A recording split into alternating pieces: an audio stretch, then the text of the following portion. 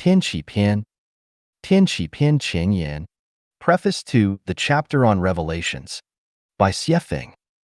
The spirit, Tao, of the greatest creator and the universe are inseparable, just as the earth and life are intertwined.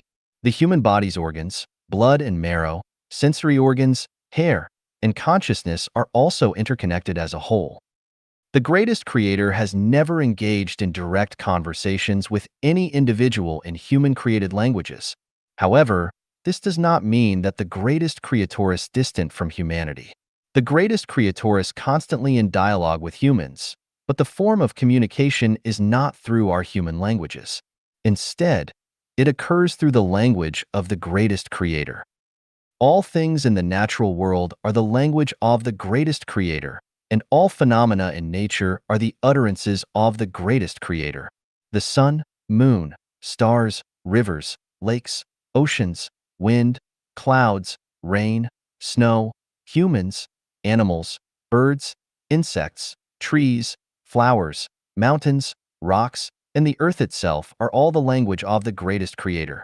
The movements of celestial bodies, the rushing of rivers, the roaring of the sea, the changing of weather, the falling of rain and snow, the shifting of seasons, the growth and decline of living beings, including the chirping of insects, the calls of birds, the shouts of humans, the neighing of horses, earthquakes, floods, thunderstorms, and lightning are all the speech of the greatest creator. Everything that humans perceive through their eyes, ears, nose, tongue, and body is the language and speech of the greatest creator. To understand the language of the greatest creator and comprehend his speech, one cannot rely solely on sight, hearing, smell, taste, and touch. It requires spiritual perception, but spiritual perception alone is not enough. Wisdom is also necessary. Without spiritual perception, we will never understand the language and speech of the greatest creator, and without wisdom, we will never grasp what the greatest creator is saying. Having spiritual perception alone without wisdom, we can only sense the presence of the greatest creator but cannot accurately understand the workings of the greatest creator's spirit, Tao. In other words, we may only know that we are destined to live and destined to die, but we are unclear about the reasons why we exist and why we must face death. This is referred to as knowing the what, but not knowing the why. Having wisdom alone without spiritual perception, we cannot truly perceive the existence of the greatest creator. We can only rely on accumulated human knowledge, experience, lessons, rigorous logical reasoning, and scientific experiments to uncover some mysteries of the universe, nature, and life. In other words, we may understand why we live and why we die, but we cannot comprehend the ultimate reasons behind the necessity of life and death. This is referred to as knowing the why, but not knowing the what. With the exception of a very small number of individuals who possess both spiritual perception and wisdom, generally speaking, religious figures have spiritual perception but lack wisdom, while scientists have wisdom but lack spiritual perception. The majority of the general population, who fall between these two categories, lack both spiritual perception and wisdom. They merely exist blindly, living their lives without a clear sense of purpose. The chapter of Revelations is the divine revelation given to me by the greatest creator. Before completing the chapters on unconventional thinking, the greatest creator, universe, time and space, Jesus warned me, "Do not give holy things to dogs, nor cast pearls before swine."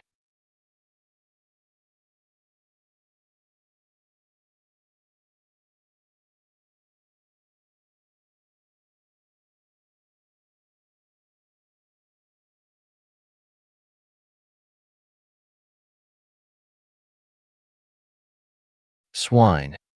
The Buddha enlightened me. Speak for the Mahayana practitioners. The spirit of Laozi advised me, Tao, when obtained by a noble person, becomes the foundation of their self-cultivation, while when obtained by a petty person, it is treated lightly and without reverence for life. What should I do? I must heed the admonitions of gods, Buddhas, and immortals. However, in the vast sea of humanity, it is impractical for me to individually seek out noble individuals who practice the Mahayana path. Moreover, time is limited, and I don't have much time to patiently guide each person. Therefore, I have no choice but to follow the doctrine of the mean and adopt a middle path. I will conceal the mysteries and secrets beneath the surface of phenomena, only hinting at them. This way, those who possess spirituality and wisdom can see beyond the surface, transcend the vastness, and more easily discover the gems and gold beneath the earth's surface. As for the rest of the people, they will be like what Jesus said, though seeing, they do not see. Though hearing, they do not hear or understand. In addition to Revelations and the other mentioned chapters, there is another chapter in Life Genuine called the Preaching of the Tao. This chapter is entirely different from the Tao Te Ching, and it can be said without exaggeration that the wisdom contained in the preaching of the Tao far surpasses that of the Tao Te Ching. For instance, when it comes to beings who are destined for or already in hell, Jesus' attitude is, lest they repent and be forgiven. On the other hand, in Buddhism, Bodhisattva Ksitigarbha vows, I vow to save all sentient beings in the world, and I will not enter the Elysium world until hell is empty. Who is right and who is wrong? Whose guidance should we ultimately follow? Preaching of the Tao specifically addresses such challenging questions. However, the timing is not ripe at the moment. Only when Life Genuine is widely accepted by all human beings can preaching of the Tao be shared openly. It is similar to constructing a building where exquisite chandeliers cannot be hung until the main structure is completed. Laozi said, when the highest type of followers hears Tao, the truth, they try hard to live in accordance with it. When mediocre types hear Tao, they seem to be aware and yet unaware of it. When the lowest types hear Tao, they break into loud laughter. If it is not laughed at, it is not Tao. Regarding the chapter of Revelations, those who understand will discern its true essence, while those who do not will merely spectate. Apart from that, I have nothing else to discuss. 人生需要一条跑道. Life needs a track. Xiefeng. February 27, 2007. Edited by Kayer. Many talented people living among us appear to be mediocre, not because they are of low intelligence or are not gifted, but because they have either not found their own tracks or they have taken the wrong ones. Everyone has unlimited potential, but the main reason for not having given play to their potential is not because they are born stupid or have insufficient mental skills, but because they have never found their best life track from start to finish.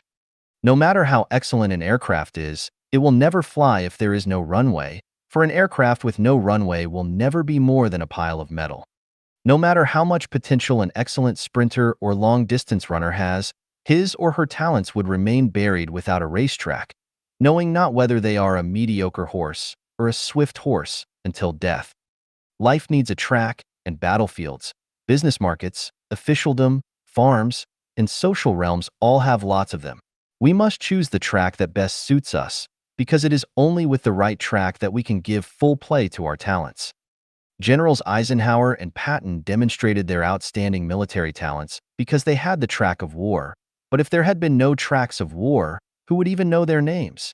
Zhu Jun, Yang Lan, and Ai Ping, and others have become the focus of millions of people, sparkling with brilliance, simply because they shared the track of television. Who would they otherwise be? Jet Li and Andy Lau rose to fame far and wide simply because of the track of movies. Throughout the history of Communist Party of China, many outstanding politicians, strategists, and diplomatic talents have emerged and many commoners became generals. It was because they took the track of the communist movement that they had brilliant lives. But without this track, their talents would have been drowned in life's ocean. Many people turned onto this track and formed the backbone of the state, and many others became millionaires or even billionaires because they took the business track after China's reform, when it opened up, and they gained much wealth. But what would their lives be like today without this track? Nobody knows. Many eminent Buddhist monks showed their superior wisdom because they followed the track of Buddhism. If you want to make something out of life, you must choose a track that suits your personality, because you cannot give play to your talents without the right track. Without the correct track, you will drown in the crowd.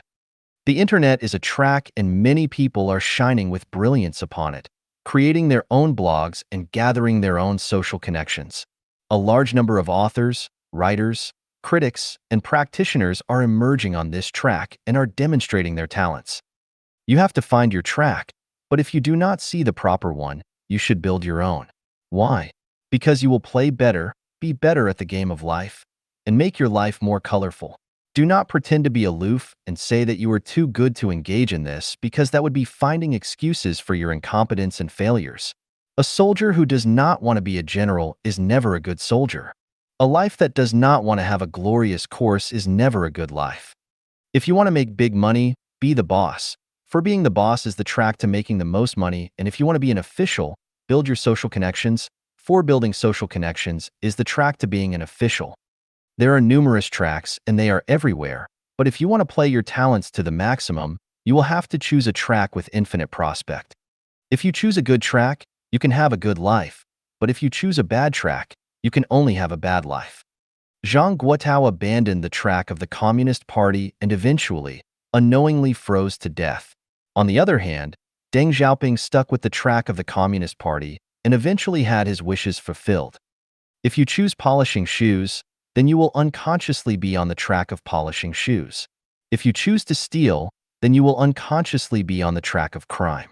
If you choose to reap without sowing, then you will, over time, get on a greedy, selfish, and parasite track. If you choose a mass movement, you will be on the track of confronting the government. If you choose life genuine, then you are naturally taking on the track of trekking and climbing to the highest realm of life and life. Which is the best track? It depends on you. You must choose your track completely on your own. The best track is one that you can follow for a lifetime. Tracks can be regularly replaced if they are not good, because some tracks have no futures and lead to dead ends with steep precipices. You will have to sharpen your eyes to think and judge. Some tracks seem narrow and bumpy at first, but the more you walk on them, the broader, brighter, and more brilliant they become, while others look broad, densely populated, and big. Yet the more you walk on them, the more your feet hurt, you become confused and frustrated, and the narrower and darker they become. If you have the ability to rule a country, the ambition to ride on top of the world, and have both superintelligence and indomitable willpower, then you had better build your own track. If you do not, then you can borrow others' ready-made tracks. For example, instead of creating your own blogs with few hits, you might want to promote your ideas and display your talents on another's website or bulletin board. Instead of creating your own website with painstaking care and precision, yet having no visitors, you might as well demonstrate your skills on someone else's websites. Once you have chosen your track, you must not give it up too easily, for giving up means failure. Remember, 1,000 sails pass by the shipwreck and 10,000 saplings thrive beyond the withered tree. No one will sympathize with you if you fail. At most, they will express regrets and pity. Once you find that your track has no future, you must give it up as soon as possible and try to blend onto the track with the most brilliant prospects at once, because if you bite the bullet and play hard, you will only miss your opportunity and then grieve it for a lifetime. Remember, the earth will rotate the same, with or without you. A life needs a track. As long as the route is right, you can stride ahead. I hope you follow your splendid life track. 人生的主次先后，轻重缓急. Priorities, the order of importance and the emergence of life. By Xie Feng. From the long-term perspective, we know that each life lasts for only a fleeting moment. Regardless of how capable we might be, we are incapable of escaping our inexorable doom. How to spend this fleeting life is a question deserving our serious consideration and discussion. Look at life from the perspective of life. Life is only a journey, a flash of light in the infinite time and space of life. Since life is so transient, we need to explore the routes and risks of our journey. What kind of life is the most beautiful? As we are all people, we must first consider how to be people.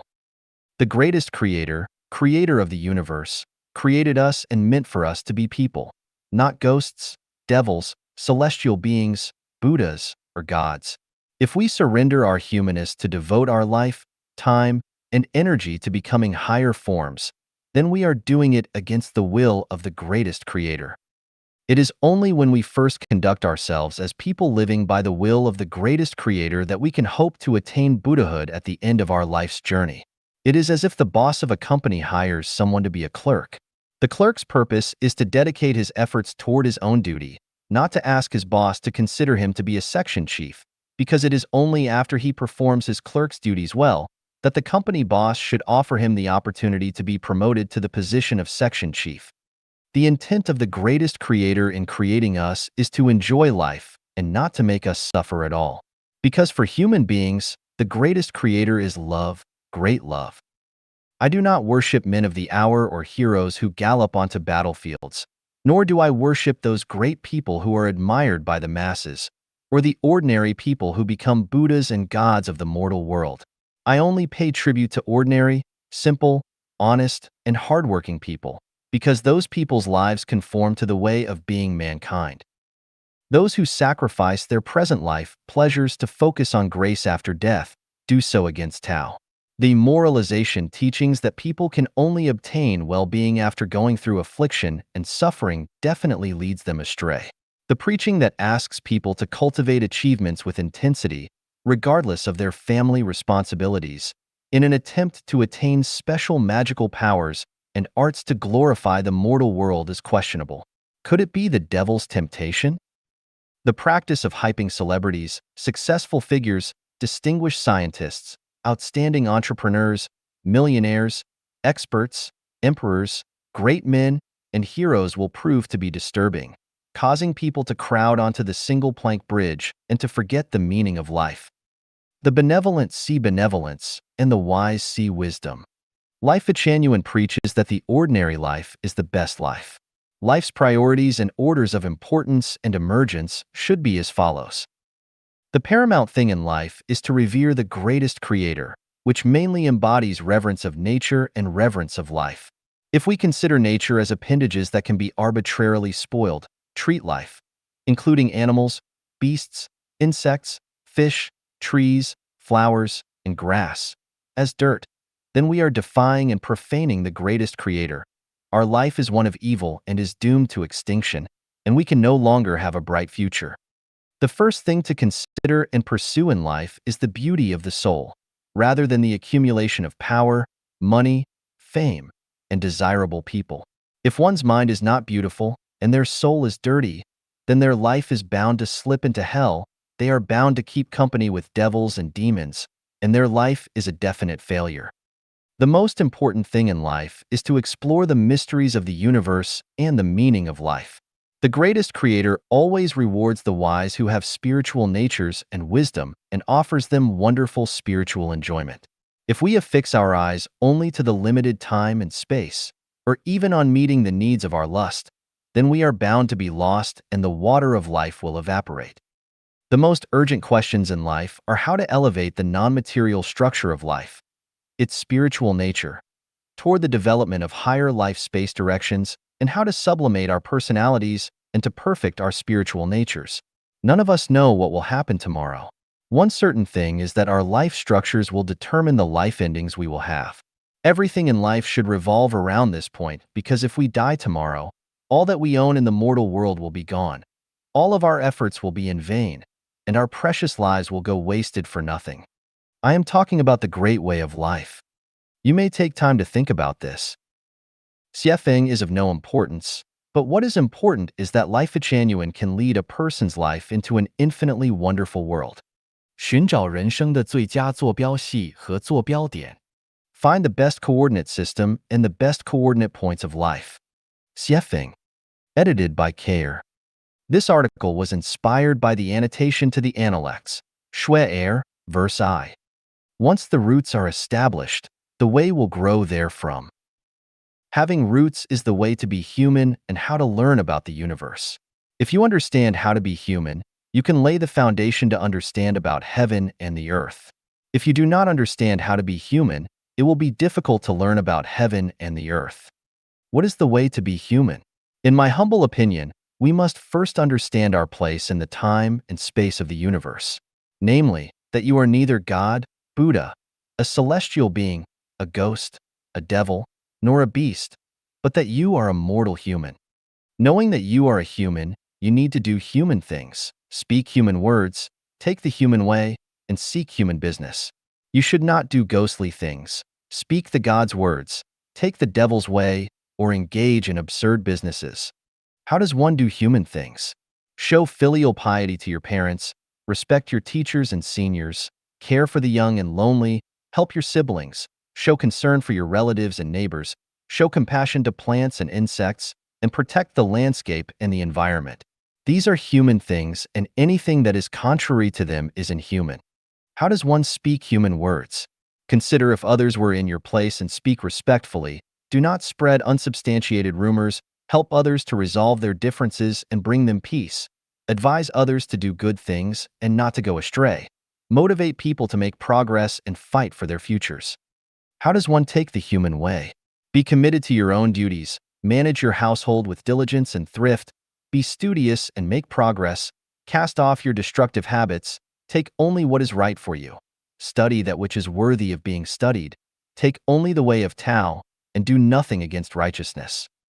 How does one practice human business? Engage in farming, forestry, industry, commerce, or politics. They are human businesses.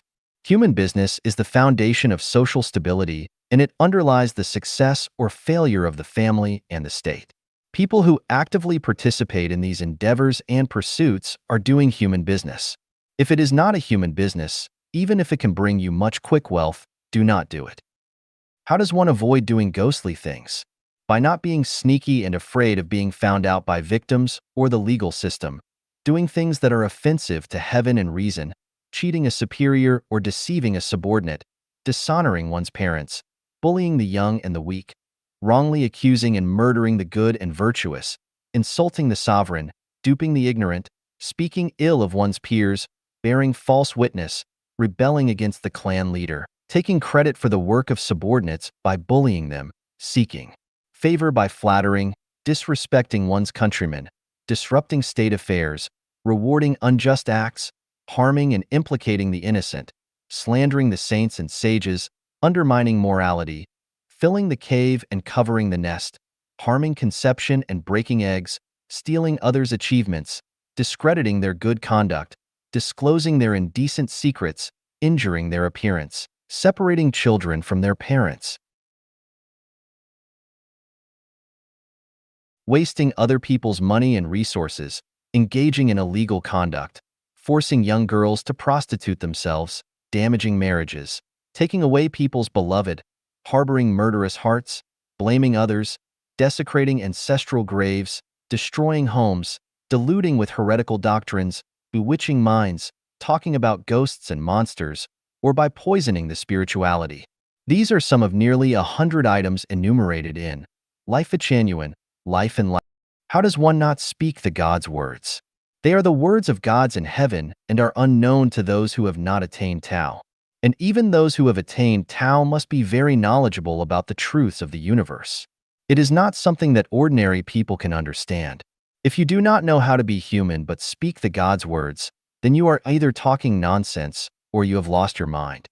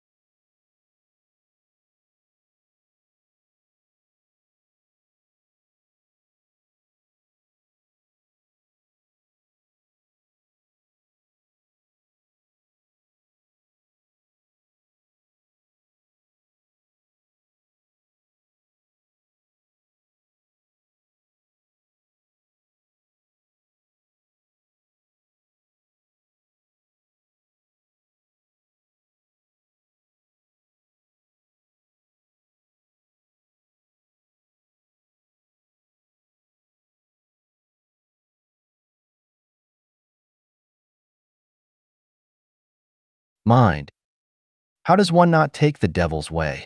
By not misleading living beings, pursuing special magic arts and powers, inciting to rebel, promoting tyranny, touting heroes, singing the praises of totalitarianism, teaching others not to do the things of ordinary people, and other heterodoxical doctrines. All these are the devil's ways. How does one not engage in deluded businesses? By not farming their own land but still expecting wealth to arrive, not working but scamming, not studying or learning but expecting to know, not attending to their own business but wanting everything, being the blade of grass that wants to be a flower, the flower that wants to be in the orchard, the tiger that wants wings, or the bandit who want to be a deity celestial being. All these are absurd businesses. If roots are not established, then everything will be void, but if roots are established, then everything will be done. First be a person, then be a lady or gentleman. After that, follow the examples of the saints and sages, and then pursue the way to become a deity celestial being.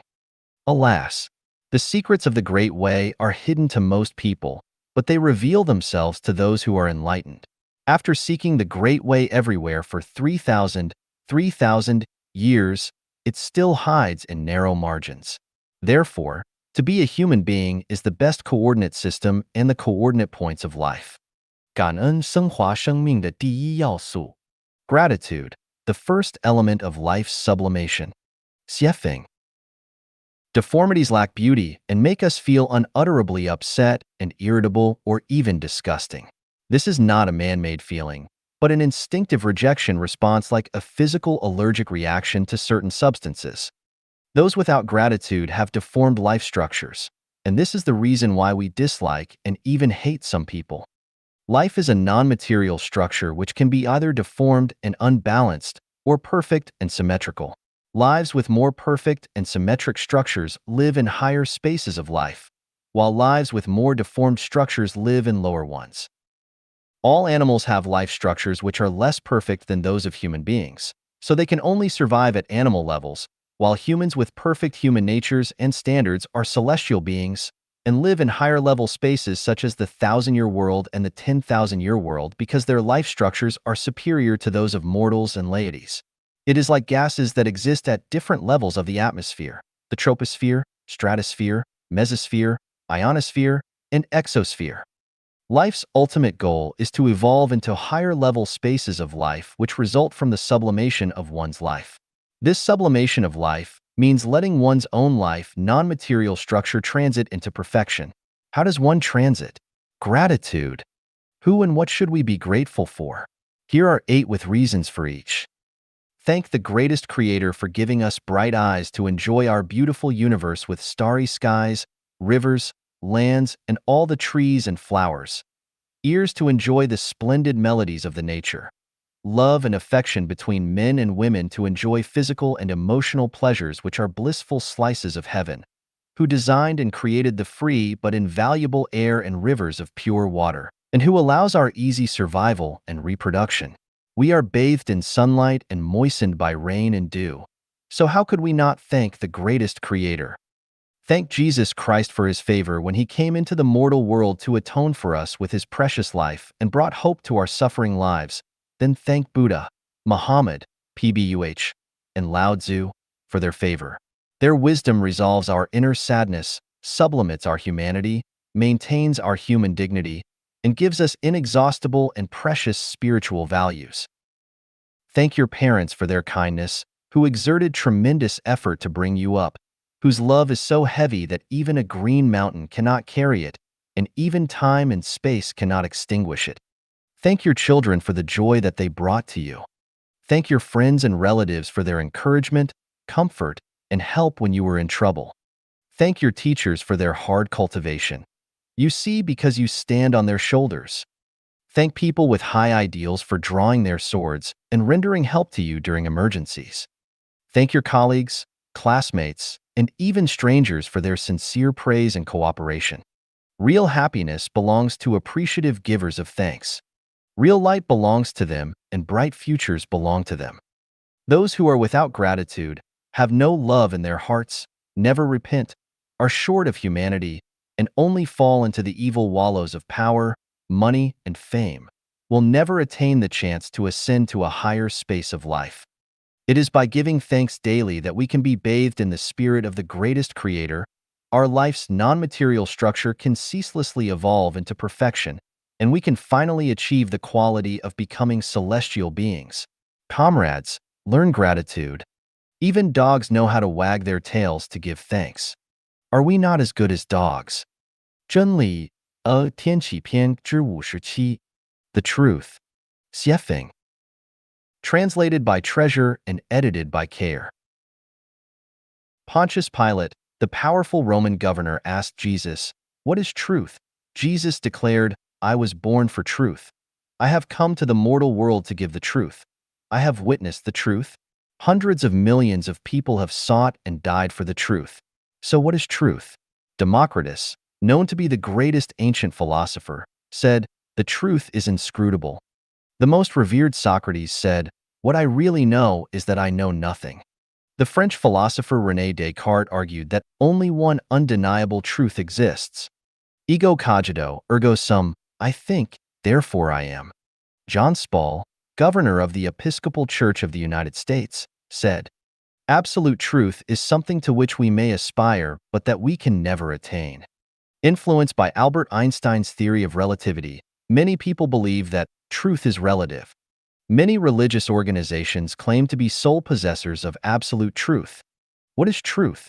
Jesus said, "The Word of God is truth." Sakyamuni preached for 49 years. The core of his preaching was but one word, Tao. Lao Tzu mainly repeats one word throughout his Tao Te Ching, Tao.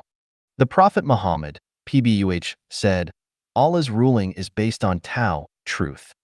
Confucius, the great sage of the Chinese nation, thought intensely and sought the truth for a lifetime. He finally grasped the core of Tao as he sighed and said, "Having heard Tao in the morning, one may die content in the evening." Life Fachanuan tells people again and again to take the way of the greatest creator. Why is Tao so important? Because Tao is truth and the truth is Tao. Both are the same. That is the reason why God, Buddha, the prophets, celestial beings, and saints have attached such great importance to Tao. In other words, they told us to follow the truth. Truth is truth. There is no absolute truth or relative truth. Truth can be described in eight ways. Truth is not optional. Truth is oneness without ambiguity. Truth is eternal, so there is no truth in the past, present, or future. Truth can be known but cannot be made. Truth is what scientists try to reveal. Truth comes to the Chinese Zen masters, unspeakable but subtle metaphysics to be awakened in the mind. All religions profess to uphold the truth, but they actually contradict it. All parties appear to uphold the truth, but they actually oppose it. Everything in the universe, including humanity, floats in an ocean of truth. Truth has eight attributes: emptiness, universality, trust, reliability, naturalness, justice, kindness, uniqueness, eternity. Let us expand on each of these attributes. Emptiness. Emptiness does not differ from form. Form does not differ from emptiness. Form is emptiness and its very emptiness is form. Whatever emptiness is, that is form. Form comes from emptiness and emptiness is Tao, the truth. Universality. All visible objects in the universe, including all living beings, originate from Tao but are the metaplasia of Tao. This is to say that all manifestations of the universe are the embodiment of truth, so truth is everything. Trust, reliability, all the laws of nature are manifestations of truth. They exist and run without the will of mankind. All laws are of conservation, reliability, and dependability, so truth is trust. If one does not keep their word, but lies or breaks their word, they will be acting against the truth. Naturalness. Truth is natural and undoubtedly logical. When fruits fall off trees after they ripen, things are managed easily. Truth is true, not false. People can know it, but cannot create it, and we can neither add to it nor reduce anything from it. If a person or an organization controls themselves with importunity, then they will be acting against the truth. As to a person, regardless of their birth, age, health, or even after death, whether they are rich or poor, and no matter how high or low their status ever was. As long as they have led a natural life without importunity, then they have taken the way of truth. The dying who would rather live, the living who would rather die, the poor who are not content in their poverty, and the rich who are not content with their wealth all act against the truth. Justice. Truth is equal for all things and people, and does not favor anything or anyone, just as death and air are fair and equal to everything and everyone. This is to say that anyone, regardless of their religious faith or party affiliation, no matter whether they are a doctor or illiterate, whether they are a tycoon or poor, and no matter whether they are the president or a shepherd, is equal before the truth. Everyone has the same opportunity to learn the truth and to take the way of the truth. Kindness. We already know that truth is Tao, the consciousness and spirit of the greatest creator. Therefore, truth is alive. Those who come close to the truth will feel natural and cordial as if returning to their hometown from long ago, and will feel sure-footed, calm, and comfortable. Uniqueness. Truth is meticulous and unique. There is no near truth or semi-truth. 10,000 roads lead to the same and only truth, but never lead to thousands of truths. All roads may lead to Rome, but Rome is the one and only Rome. Eternity. Since Wuji generate Taiji, truth has existed eternally. Even if the earth and mankind were to disappear, truth would still exist. As long as there is truth, there is eternal life in the universe. The universe is filled with truth and with life. Life exists not only on Earth, but also elsewhere, only in different forms. The Encyclopedia of the United States says, "The truth is often revolting, for it neither supports prejudice nor follows rumor, so that which causes people disgust is against the majority view, and sets people away is most likely to be the truth. The gate of truth is narrow, and only a few will find it and pass through it. Truth can only be known to a few people, for it is lost to the boisterous and noisy. It is a priceless treasure and the top priority to seek, to know, and to respect in life, for anyone who does will attain eternal life and will reach the high-level life spaces such as the 1,000-year world, the 10,000-year world, or the Elysium world. Just take time to comprehend. 走出心灵的埃及, out of the Egypt of the spirit.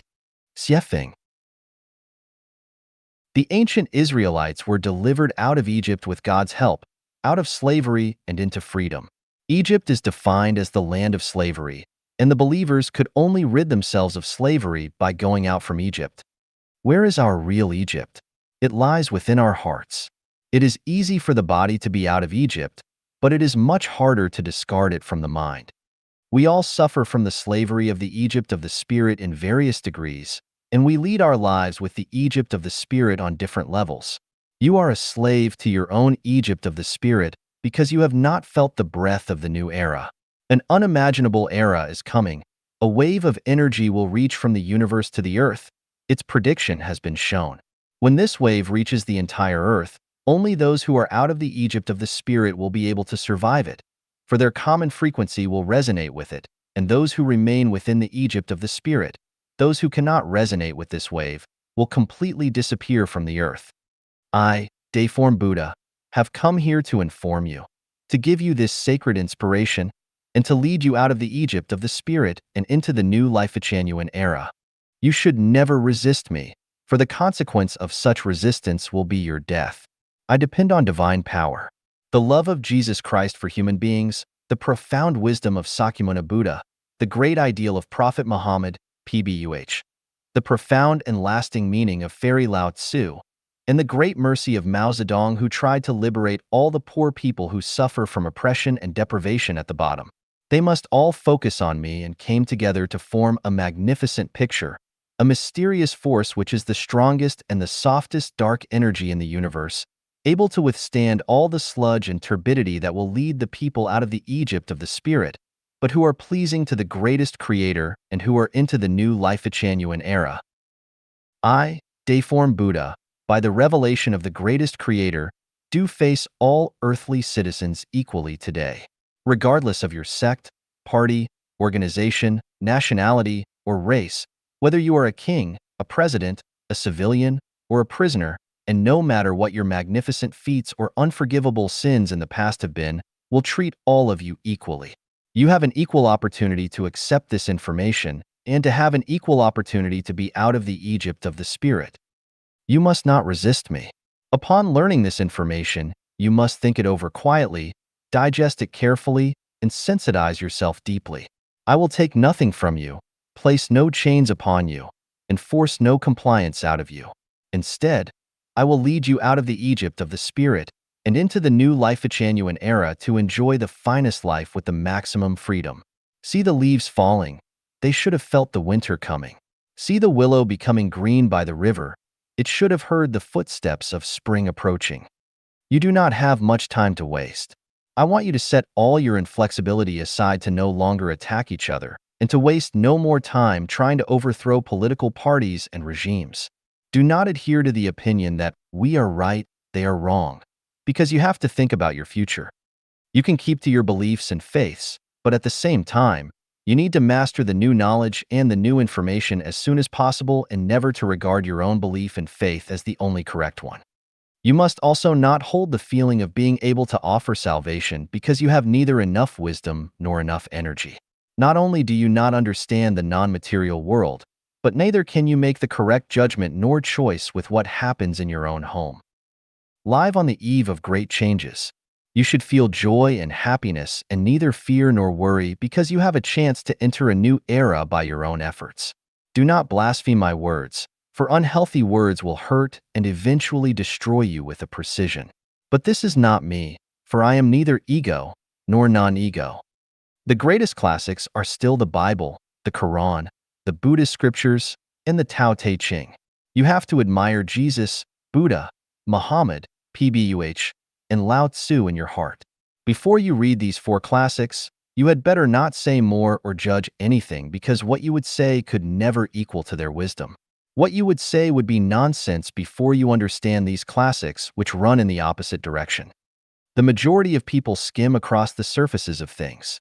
You do not see the colossal forces below that support the icebergs above, and you think you are performing deeds of merit, but the truth might just be the opposite and you are actually sinning. I believe that you possess kindness, but kindness without great wisdom will more often than not lead to bad results. Taiji Celestial, the living messenger of Jesus, teaches us how much you have known of Tao and how much you can preach. Never judge or comment on things of which you do not know. Do not be an apologist, but be a preacher. Do not use any of these sentences or paragraphs to threaten or intimidate others, or you might be threatening and frightening yourself unless you can answer a series of questions from others. Family, nationality, race, party, and religion are the Egypt of the Spirit. So you must walk out and just keep the greatest creator and your parents as your sacred territory. Do not rack your brains for your own family, nationality, party, race, or religion. It is helpless, it will not benefit humanity, and is selfish behavior. These things will not exist in the coming Life-genuine era. Do not sacrifice for things that are about to disappear. You need to have the courage to fail, to forgive the people who hurt you, and to make your mind up to surrender the mindset of a vengeful and hateful attitude. This kind of attitude is helpless in the sublimation of your life quality, but it will distort your soul and evolve the structure of your life into false, ugliness, and evil. As a conclusion, even trotting our enemies under our feet and killing them is helpless for the evolution of our spirits toward truth, kindness, and beauty. If people do not forgive others, but just want to satisfy their vanity, get some small psychological satisfaction, and have revenge followed by more revenge, the whole human psyche will be trapped in a vicious cycle and never find peace. The greatest creator is pleased by people who revere him.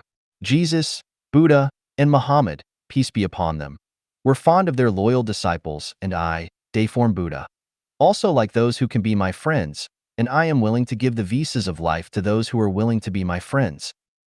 These visas of life sound ridiculous at first and seem to be nonsense, however. Have you ever considered that life is a kind of non-material structure?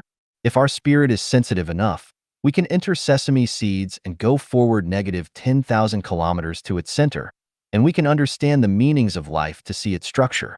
Quantum mechanics and string theory cannot explain the true meaning of life. Einstein and generations of master of scientists have tried to establish a unified field theory, but they have all ultimately failed. The reason is that they never understood the structure of non-material. What kind of life you lead depends on the attitude that you keep. It was said by Taiji Celestial that your state of life depends on your mode of thinking. Although this is true, it is not profound philosophy. It is reasonable and is easy to understand. Understand that you are able to understand the full meaning of the visas of life.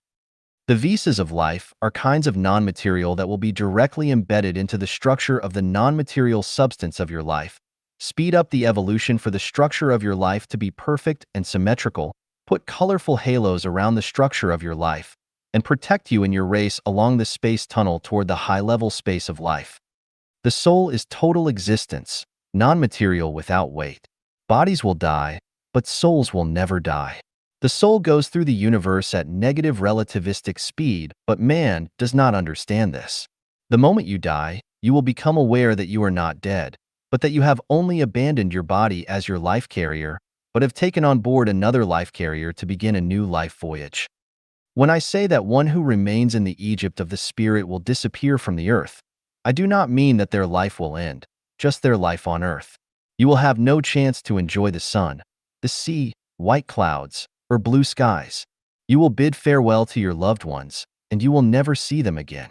You do not understand this now, and it is only at the moment of death that you will, however, it will be too late by then, and your regret will be eternal. Every word in this article is true. You can validate them from the perspectives of religion, classical thought, science, telepathy, from the perspective of logical reasoning, and from all the facts that can be found. It is not only your good fortune to learn the content of this article, it is also your destiny, and I am very glad for you. If you are willing to understand something special, be grateful to the greatest creator. All glory goes to the greatest creator and none goes to Deiform Buddha. And if you share or discuss this information with others, you must always pay tribute to the greatest creator, but never to Deiform Buddha. It would be blasphemous to deify Deiform Buddha, for you and all others would be led astray. If you are offended by this article and think it is heresy, you are innocent. Never doubt the word of the greatest creator, but place all the blame to me. I accept all the responsibility for it and for all who accept it. From where it has come to where it returns. It is demanded that once you read this article, you must pass it on to others without omitting a single word. You may print it or send it as email, but never keep it to yourself. Never cut off the lifeline to other people. If you were to do that, you would have to pay a high price for the lives of others, for this is a curse. If this article is true, you will achieve merit and virtues for spreading it, but if it is evil, you will be held as blameless and without harm for sending it out in its entirety. If you can repost this article onto other websites or even publish it in newspapers or magazines, it would elevate your merit and virtues absolutely. One day you will understand the benefits of the merit and virtues. Why not just lift a finger and do it? A slight error in thought may lead to either paradise or to hell. We hope that everybody will escape from the disaster and enter into the new Life-Changyuan era. 最小阻力原则 Taking the principle of least resistance. Xiefeng. A watermelon that is picked violently will not be sweet, and a person acting under duress does not perform efficiently. Rowing a boat down a river is better than sailing up against the current, and buying a needle is better than grinding an iron rod into one. Enjoying hardships is better than struggling against them. So rather than forcing yourself to fight, you should just submit and relax.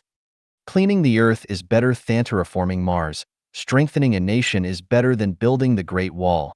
Dredging smoothly is better than preventing forcibly. Feeding a dog is better than training a pig to become one. And singing the praises of the living is better than flattering the dead. Use your head to create knowledge, rather than to defend dogma. Using local materials makes more sense than importing them from across the ocean, but if none are available, it is better to move to another place. Obey nature and swim with the tide because everything changes, and do not store rotten apples. When the east is dark, the west will be bright. If it is dark in the south, there will be light in the north. People who were not raised here have obviously been raised over there. Change with the opportunity and take things as they come. Never complain about poverty when you are safe and well-fed. Never miss having meat when you have bread. Little birds that prefer to nest in the woods do not need to take to flying lessons from swans. One whose heart is not content is like a snake trying to swallow an elephant. An inflated desire will cause trouble, but a mind without material desire will remain calm. Ambition to fame may cause bitter revile. No diamond, no porcelain work. There is no need to force one to learn to play the piano if they were not born to love its music. It is vain to dream of singing beautifully without being able to carry even a simple tune. Never mind when you are reviled as bullshit. There is no need to be modest when you are praised as an expert or master. The flower blooms today, but protect its leaves or it will wilt tomorrow. It would be awful to miss the blooming season, for it will be lost when winter comes. You are loved and appreciated. That is a God-given opportunity, so why be cold and distant? The time to achieve your dream with God's blessing is when you are regarded as a sage or saint. So take advantage of the opportunity to realize a glorious life. Do not eat meat on the table, but chew the bones under it. Leave the awarded honor, but go through hardship.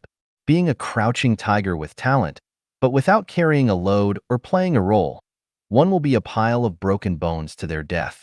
Butterflies are pretty sights as they fly freely, but a buried gemstone is no better than the soil. People cannot stay pretty for 1,000 days and flowers cannot remain beautiful for 100. Although fine cellared wines exude beautiful fragrances, they are of no use until they are consumed. Drink as we have wine today and never plan for the following 1,000 years. Tsunamis and earthquakes might happen at any time, so who knows how long we will enjoy our lives. Value what you have. Anything that is easy to gain is actually a gift from the greatest creator. If there is a faucet in the house, why dig a well miles away? Treasure what is coming to you without rejection, but never waste your life daydreaming. If there are many hardships and troubles in that which you are engaged in, you must have misunderstood life. God punishes infatuated people, and hell serves for flaunting people, so why not lead the easy life? Great events are determined by Tao, not by people who do not even understand themselves. The best life can be led by acting along Tao. Wasting a God-given opportunity is acting against Tao. Gangsters should be ruled by demons, but sages should be led by saints. Whether evil or a sage depends on Tao. Speak words to people, talk ghostly when you meet ghosts, keep silent when you meet monsters, chirp and tweet with birds, howl with wolves, describe your aspirations when meet your soulmate, eat when you hunger, void when you must, but never complain to others if you made yourself starve or withheld waste. Buddha guides people with predestination and soulmates can be found in Life Genuine. It is sad to have layers between hearts. Melons are just melons while apricots must be apricots. Everything depends on the telepathy. If melons want to be apricots or apricots want to be melons, the program will be out of order and the goals cannot be realized. Taking the principle of the least resistance, life will be smooth. 麻将混沌与中华文化 Mahjong, holography, and Chinese culture shuifeng. The root of Chinese culture is holography, or rather, the major vein of Chinese culture is holographic culture rather than Confucianism, Buddhism, and Taoism. Holographic culture completely conforms to the Tao of the greatest creator. However, to be chaotic also means disorder, thus it is difficult to accurately express the meaning of the way of the greatest creator. So I regard the root of Chinese culture as the holographic culture. Many Chinese intellectuals have written articles calling for the renaissance of Chinese culture. After reading their articles, I feel bewildered and ask them in writing, which part of the Chinese culture do you want to revitalize? Not one of them can give me a definite answer or explanation. This shows that those who want to revitalize Chinese culture only have a good wish, but do not really understand what Chinese culture is. Chinese culture is actually holographic culture, and the renaissance of Chinese culture means the renaissance of holographic culture. The cultural primogenitor of the Chinese nation is Fuxi, whose main contribution to culture is Hechiluo Book and the 8 Diagrams. Taiji, the 8 Diagrams, Book of Changes, Liujia, Jiuxing, and Feng Shui in traditional Chinese culture all are derived from him. Hechiluo Book is also the origin of the theory of main and collateral channels and acupuncture point in traditional Chinese medicine, and the origin of Book of Changes, Feng Shui, Yin and Yang, and the 5 elements, the 8 characters about one's birth, Ziwi Shu, the selection of auspicious dates, divination, and necromancy. What Hechaluo book expresses is a holographic phenomenon, Fuxishi's telepathy between man and heaven, and the scene of the universe resulting from the unity between man and heaven. The connotation of holographic phenomenon is the hologram of the universe. It's so expansive that nothing is excluded, and it can also be so small that nothing can be included. Every phenomenon and everything has a hologram telepathy with the universe. There is nothing independent of a thing, and no phenomenon independent of a phenomenon. To put it more vividly, the fluttering of wings by a butterfly in Alaska of America can trigger a storm in the Cape of Good Hope in South Africa. A coughing by an Eskimo in the Arctic region may induce the fall of an Australian from a building. When interpreting the thinking of mankind, I discover that the most profound thinking is holographic thinking, which is followed in order by non-form thinking, Taiji thinking, visualized thinking, elusive thinking, and the like. The Confucian thinking is the material thinking, the lowest level of thinking. Taoist thinking is Taiji thinking. Buddhist thinking is non-form thinking. The Western thinking based upon science and technology is image thinking and associative thinking. The currently prevailing thinking of the new era, for example, Seth's thinking, conversation with God, the law of one, the disappearance of the universe, A Course in Miracles, and so on, belongs to elusive thinking. The ultimate road that man will take is holographic thinking, or rather, mankind will inherit, carry on, and promote the holographic culture. We can get to know and understand the holographic culture from the 4 phenomena revelation, the 8 diagrams, Huzi, and Mahjong. Revelation means the observation of the astrological movement in the sky, the search of the law of the earth, and the study of animals and plants, the close examination of what is near and the speculation of what is far away. In one word, we can have a direct dialogue with the greatest creator. The revelation that I have written may serve as an introduction for others to come up with something more valuable. The 8 diagrams means that Wuji gives birth to Taiji, Taiji gives birth to Yin and Yang give birth to 4 signs, 4 signs give birth to 8 Gua, 8 Gua gives birth to 64 Yao images, 64 Yi images give birth to every phenomenon in the universe. Once the changes of 64 Yi images are understood, it will be easy to understand the dialectical relations between changeable and unchangeable and understand the holographic principles. Huzi was the teacher of Lizi. Huzi could skillfully apply the holographic principles. By studying him, we can understand what holographic phenomenon means. Mahjong is a game popular among Chinese people. Do not disregard Mahjong, because it is really what holographic principle is about. A regular set of Mahjong has 136 pieces, consisting of 4 east, 4 south, 4 west, 4 north, 4 center, 4 fa, 4 white, 36 tiao, 36 bing, and 36 yuan. These pieces combine to form the astronomical numbers. Therefore, we can say that even if a person plays Mahjong every day all his life, he may never encounter a combination that is identical to any other combination or array. You feel as if lost in a maze. You may know things as they are, but do not know why they are so. It seems that everything is a matter of accident. There is no order to anything. Every time you play Mahjong, you hope for chance and luck, and are not sure whether you will win or lose. However, to be holographic is to be orderly.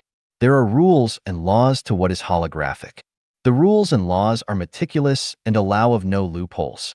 What seems to be accidental and random is actually orderly and inevitable. People who play Mahjong all attach great importance to luck. If they win, they say they have good hand chi, luck. And if they lose, they say they hand chi is not good. What is hand chi? Everyone can have a try. If you do not have adequate sleep, if you are not in a good condition, or if you have had sex within the 24 hours, you will not have good hand chi. And the possibility for you to lose will be much higher than the possibility for you to win, unless other 3 people are in an even worse situation. Meanwhile, the direction you are facing and the 5 elements of all the players all have influence on whether you will win or lose. Therefore, if you want to win at Mahjong, you must maintain your vigor and good health and refrain from sex during the short period. If so, you are likely to enjoy good hand chi. Now the problem is, the combinations of astronomical numbers, which seem like a series of random occurrences, are actually closely in line with the hand chi of Mahjong players. If you do not have a good hand chi, You will lose the game no matter how well you can play it. This is where the holographic principles are working. Now let's take a look at these phenomena in the society.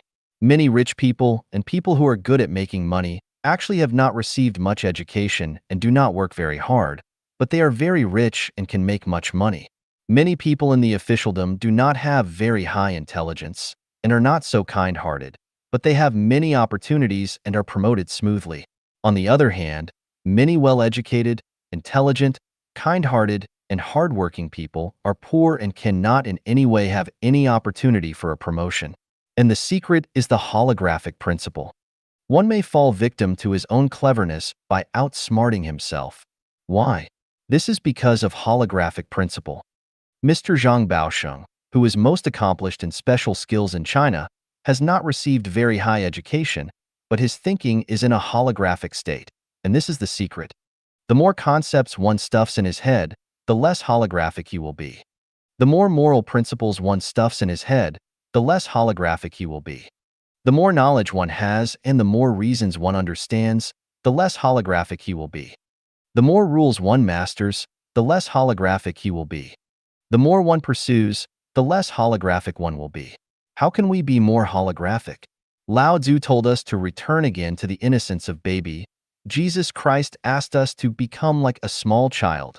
Zhang Sanfeng told us that to obey is to be immortal, to disobey is to be an immortal. The matter is always shifting between obeying and disobeying. Buddha teaches us to stay away from all forms, let our minds abide nowhere, which is the highest Buddhist principle. The way of the greatest creator is the way of holography. What Life Genuine conveys is holographic information and holographic principles, and what Life Genuine is doing is building holographic culture and revitalizing the root culture of China and the most quintessential culture of China. This is infinitely profound and very interesting. 石墨和金刚石结构给我们的启示 A revelation from the structure of graphite and diamond. Xiefeng. Graphite is an allotrope of carbon, a transitional crystal among covalent crystals, metal crystals, and molecular crystals. In crystals, the same layers of carbon atoms form covalent bonds by sp2, trigonal, hybridization. Each carbon atom connects with 3 others, and 6 of them form a regular hexagon ring on the same plane and stretch to form laminated structures. These carbon atoms in the same plane also have p orbits, which overlap with each other to form delocalized electrons that can move freely in crystal lattices and can be motivated. That is, the graphite has metallic luster which can conduct heat and electricity. Due to the large distances between the layers, and with small bonding forces, they have soft and creamy textures, are gray-black, opaque, and solid. They have a density 2.25 G/cm3, a melting point 3652 degrees Celsius, a boiling point 4827 degrees Celsius, and a Mohs scale hardness of 1. The chemical properties are stable and corrosion-resistant, and not very reactive with acid, alkali, or other chemicals. When burned in oxygen at 687 degrees Celsius, it will produce carbon dioxide. It can be oxidized by strong oxidizing agents such as concentrated nitric acid or mineral chameleon. It can be used as an anti-scuff agent and as a lubricant. Highly pure graphite can be used as a neutron moderator in nuclear reactors and can be used in the manufacture of crucibles, electrodes, electric brushes, dry cell batteries, graphite fibers, heat exchangers, coolers, electric arc furnaces, arc lamps, pencil lead, and much more. Diamonds are allotropes of carbon atoms which are typical covalent crystals. The carbon atoms form 4 sp3 hybrid orbits which connect to each other with covalent bonds. Each carbon atom is in the center of a regular tetrahedron formed by 4 other carbon atoms associated with it, forming a crystal, and the entire crystal can be regarded as a giant molecule. These crystals belong to cubic systems and are usually in forms with 8 faces. The purest quality ones are colorless, transparent, strong, and lustrous, but impurities will make them appear blue, sky blue, light yellow, red, or black. Their density is 3.15-3.53 G/cm3. Their melting point is 3550 degrees Celsius, and their boiling point is 4827 degrees Celsius. With a Mohs scale hardness of 10, they are the hardest of all materials. They are non-conductive and appear pale blue fluorescent under ultraviolet light. They do not react with most chemical agents and can be burned in oxygen at 777 degrees Celsius to produce carbon dioxide. Transparent carbides are known as diamonds after they have been carved and polished and are luxurious ornaments. There are few diamond minerals in nature. Diamonds can be made artificially, such as with graphite, subjected to high temperatures, high pressures, and catalyzing agents. What revelation can we obtain from the above data? Graphite and diamonds both consist of carbon atoms, which means that the material of both is the same, but the differences of their molecular structural permutations lead to completely different physical properties. The most scale hardness of graphite is 1 while that of diamonds is 10. The extreme differences between the two lead to extremely different uses, and that is to say that for the same material, when its molecular permutations change, its material properties also change. This principle can be used in the management of the production, life, and human resources, and that is by the permutation and combinations of the managers. Perfect permutations and combinations will make teams like diamonds, with powerful and efficient managing ability. Conversely, if the team is like graphite, it will be weak, ineffective, and have poor managing efficiency. Graphite has free, radical electrons, while diamonds do not. This shows us the analogy that if one group consists of people with different faiths and viewpoints who act without coordination by their own free will, then it will lack cohesion, capacity, and have low efficiency and internal friction. Conversely, if the group is like a unified diamond, it will be invincible, capable of destroying any stronghold, and energy efficient. The same materials form different material properties because of their different permutations and combinations. So it is with life. If the life's non-material structure is different, then it can be transformed from one form of life into another, and a human may be transformed into a celestial being or a Buddha. We can regard humans as graphite, while celestial beings and Buddhas as diamonds. If the consciousness of a human is out of order, they will likely devolve towards lower life.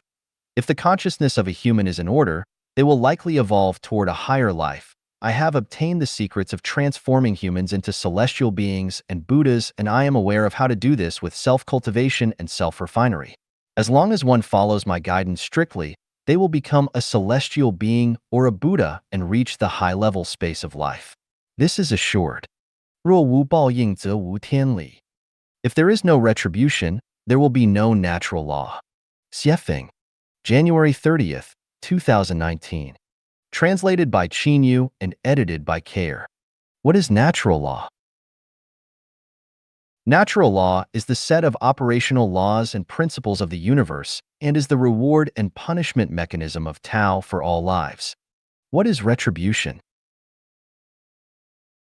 Retribution is the set of rewards and punishments given by natural law according to each life's thoughts, words, and deeds. Is there natural law? This depends on whether there is retribution.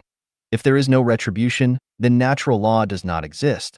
But if there is retribution, then there definitely is natural law. To know whether there is retribution, we have to analyze, sort out, summarize, verify, and judge from the ups and downs of human society, the rise and fall of each nation, and the joys and sorrows of each individual. We can also analyze and summarize the history and actual facts of each family and draw our own conclusions. If you find that there is indeed retribution, then you must follow natural law and not violate it. But if you find there is no retribution, then you can do whatever you want. Natural law is shapeless, formless, shadowless, traceless, invisible, intangible, and inaudible. To know whether it exists, we can only perceive, sense, and feel the changes in nature, in human society, and in everyone's status quo. To know natural law by way of retribution is called verification. We can also deduce whether it exists through logical reasoning. For example, if you killed a snake and had no son but then found that most people who killed snakes had no sons either, you could conclude that those who kill snakes generally have no sons. A connection between killing snakes and not having sons could be reached. If you kill a snake, then you will either have no sons or they would be accidents. If this were a common phenomenon, then it would prove that killing snakes is retributive, but if it were not a common phenomenon, then it would prove that there is no retribution for killing snakes and that retribution does not exist. Another example would be between married couples. As long as the wife's aura exceeds that of her husband's, they will give birth to a daughter, but if the husband's aura surpasses that of his wife's, then they will give birth to a son. The formation of this aura correlates to the degree of love and respect that each person has toward their partner. If the wife's degree of love and respect is low, then her aura will be strong and daughters will be born. But if her degree of love and respect is high, her aura will be low and sons will be born. In the same way, if the husband's respect for his wife is low, his aura is strong, and then they will bear sons. But if his respect is high and his aura is weak, then they will bear daughters. Whether this principle is true or not needs to be verified from a large number of cases. If facts prove that this principle is true, then it proves that retribution exists. Otherwise, retribution does not exist. Due to their lack of experience, young people do not understand retribution, so it requires older people to tell them about it, and that if it exists, then people must be careful not to talk, act, eat, go, or think indiscriminately, otherwise there will be retribution. Once it is proven that natural law exists, then we should follow it because if we do so, we will get its corresponding retribution, but if we do not follow it, then we get the corresponding retribution for not following it. For example, I see a phenomenon in cyberspace that no matter who you are or what you post, you will always be scolded. If you are sincere and have good intentions, then you will be scolded. If you publicize Jesus or Buddha, then you will be scolded. If you promote the goodness of communism, then you will be scolded. If you respect your ancestors, then you will be scolded. If you speak from your heart honestly, then you will be scolded. If you spread truth, goodness, beauty, love, faith, and sincerity, then you will be scolded. No matter what you say, there will always be someone out there who is ready to scold you. Even gods, Buddha, celestials, and saints will be scolded when they appear to preach.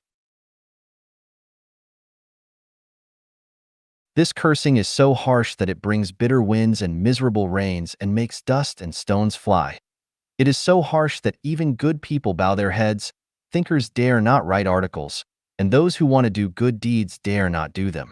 In addition, some people demolish other people's houses with plausibility, drive others out of their homes, add drugs to food, inject fake vaccines into children, cheat people out of money, dump garbage into rivers, and so forth. They are very aggressive.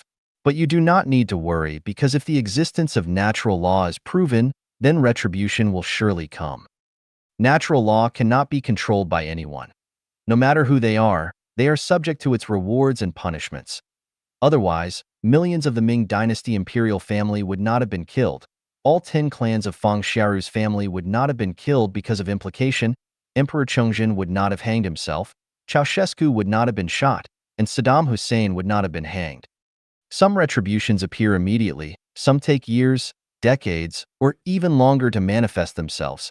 Therefore, when we study and explore whether retribution exists, we should not just analyze, sort out, summarize, and judge by only one event at one time by one person. We need to explore across time and space. If the retribution mechanism is real, then it can be foreseen that the Chinese nation will face a catastrophe. But if there is no catastrophe, then natural law does not exist and people can do whatever they want. 从2张图片思考心灵的温度。 Thinking about the temperature of the soul from 2 pictures. Xiefeng, May 22, 2020. Translated by Qin Yu and edited by Musa. Please look at the following 2 pictures first. They are 2 pictures of the same place. This is the place where I live and work. From the picture we can see that one is a winter scene and the other is an early summer scene. From this we can see clearly that because of the cold weather and low temperature in winter, everything is bleak and the earth is silent. But when the climate is warm, everything will be thriving. The earth will present a scene of vitality. The enlightenment of this phenomenon is that when the temperature of one's spiritual sky is appropriate, one's soul will be full of vitality and creativity, but when the temperature of one's spiritual sky is very low, one's soul will be dead and lack of vitality or creativity. So, what is the temperature of the soul? The spiritual state that measures the strength of a person's mental state, thinking ability, and creative ability is called the temperature of the soul. People with high temperature of soul are flexible, full of enthusiasm, passion, and vitality, and full of creativity, just like the summer of nature, while people with low temperature of soul are sluggish, rigid in thinking and lack of creative ability, just like the winter of nature. The temperature of the soul is composed of and determined by affection, love, and sex. If a person has rich affection, is full of love, and his sex is not suppressed, the temperature of his soul is high. If a person is effectively discouraged, desperate, dejected, and self-abandoned, lack of gratitude, full of resentment to the surroundings, and his nature is suppressed and cannot be released, then the temperature of his soul is low. From the above two pictures, we need to warn ourselves that if the temperature of our souls is too low, our lives will fall into poverty and hopelessness. Our lives will be icy without energy and vitality. Therefore, we need to raise the temperature of our souls consciously and let our lives to be colorful and full of energy and infinite hope, just like the changing and colorful sky and earth in the summer. In addition to the temperature of our own inner soul, we also need the temperature of the outside soul. This requires us to consciously participate and devote ourselves to those people who are full of enthusiasm and passion, full of love, full of happiness, joy, freedom, and blessedness, where it can let our lives bloom brilliant shines. 名牌给我的启示 Enlightenment from famous brands. Xiefeng. May 27th, 2020. Translated by Qin Yu and edited by Care. At the end of last fall, I bought a Zhang Shaoquan kitchen knife from a Chinese store in Vancouver. I cherished my new knife but failed to use it for a long time until I lost my old kitchen knife last month and finally began using it. It was easier and handier to use, and the good experience that it provided was like a cow eating lotus or removing hair from yak butter. A quality product is easy to use and works really well. The old kitchen knife was eventually found, but I never used it again until yesterday when I placed the Zhang Shaoquan in the sink after I had cut some meat and picked up the old kitchen knife unconsciously when I needed to cut some vegetables. The moment I held it in my hand, I found it to be quite unpleasant, and it was at that moment that I realized the value of the famous brand. 10 years ago, Xintao Celestial gave me a Philips razor which is still good after I had used it for 10 years. Then, I accidentally lost a small holder while cleaning my hair half a year ago, so I had to buy a new razor at 100 Mile House. I bought one of the best ones in that store, but it did not work well and failed after only a month. I eventually found the small holder for my Philips, but although I wanted to use the new one, it did not work well, so I returned to using the Philips. The advantage of the Philips is that after charging it for slightly more than 10 minutes, it can be used for about 20 days. After 10 years, the battery is still intact. In addition, it feels comfortable in my hand, shaves cleanly, never pinches me or pulls any hairs out painfully, is fairly silent, and the original blade is still sharp. From these two examples, I have concluded that whether it is appliances, clothes, or other utensils, it is best to use quality brands if one can afford them. They might be more expensive, but in terms of long-term benefits, they are more cost-effective. Thus, I realized that people can also be divided into various grades. If you can get acquainted with, interact with, and cherish quality brand characters in your life, then your blessings will be great. Brand characters are like Zhang Shaoquan kitchen knives and Philips razors. They always make people feel comfortable and bring them wisdom, joy, safety, and tranquility, but never disturb them or make them feel uncomfortable. The benefits of getting along with brand characters are many. The greatest wealth in life is being able to meet and cherish one or several of them. I can be considered a blessed person because when I counted the treasures in my spiritual warehouse, I found several brand characters worth mentioning. 2 male secular friends are Xue Binyi and Lu Jinkai. 2 male Chanyuan celestials are Tongtian Celestial and Qinxi Celestial, and 3 female brand celestials are Huiying Celestial, Jingying Celestial, and Xiangrui Celestial. Their common features are that they all have rich personalities and first-class quality. They are picturesque like mountains and rivers or poems and paintings, high in taste and state, treat me sincerely and without deception, have never made me feel uncomfortable in the slightest degree, and have helped me a lot. We should cherish brand objects while using them and treat them with awe because they are expensive, and do the same with brand people. When facing the brand people whom we are lucky enough to have in our lives, We can only venerate and admire them in our hearts without the tiniest secular affection or lust. It is best to enjoy them as quietly as you would appreciate peerless landscape paintings. Never take them down and hang them up repeatedly. When several government websites described Life-Chanuan as a cult several years ago, I, as its godfather, immediately broke off my relations with Xue Binyi and Lu Jinkai because I did not want to negatively impact the futures of my best friends. Sacrificing oneself and protecting brand friends is the best way to cherish and respect them. Brand objects have exquisite structures, high quality, and long service lives, making them easy to use. Brand characters have rich personalities and are transcendent, lofty, exquisite, sincere, selfless, and desireless beyond words. They are inexhaustible spiritual sources from which one can benefit for a lifetime, so they should only be admired without the slightest profane thoughts. Of course, there are still many brand characters who are worth cherishing in my life, most of whom are Chanyuan Celestials. I hope that my existence will be valuable and useful to my dear friends, and I pray that one day my relationships with Chanyuan Celestials will no longer be as ones between a tour guide and tourists, but rather those of close friends. It is not easy to meet brand characters. Not only does it require a gift from the greatest creator, but also the matching of one's own quality. It is even more difficult to become one. It takes a lifetime of self-cultivation and self-refinement to hope to accomplish that. A person who never meets a brand character throughout their life would not know that there are mountains beyond mountains, how high the sky is, or how lush the land can be. They would always use old kitchen knives without knowing that Zhanzioquans exist, but always think that all kitchen knives are the same. This is both pitiful and pathetic, just like a woman who has never experienced an extreme orgasm never knows what it is really like to be a woman. I hope that I can become like a Zhang Shaoquan kitchen knife or Phillips razor one day. 日常生活中能获得天启。 Revelations from Daily Life. Xiefeng. December 1st, 2020. Translated by Qinyu and edited by Kair. Everything and all phenomena are the words of the greatest creator, and changing phenomena are the greatest creator speaking them. This is Zen, the book without words. Reading the book without words is talking to the greatest creator, and you can listen to the greatest creator's words in daily life without pursuing a lofty posture. I placed a bag of flour inside my refrigerator, but not in the freezer section. When I reopened it a year later, I found that it had formed into lumps, which made it inedible. Revelation.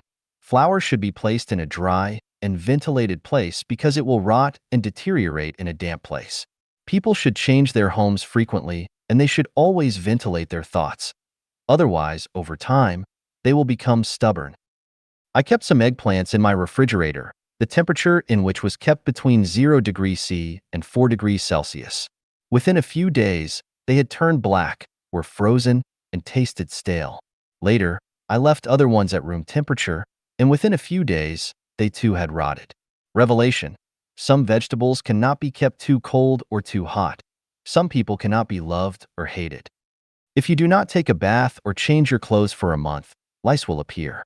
Revelation. As long as the conditions are right, species will find them.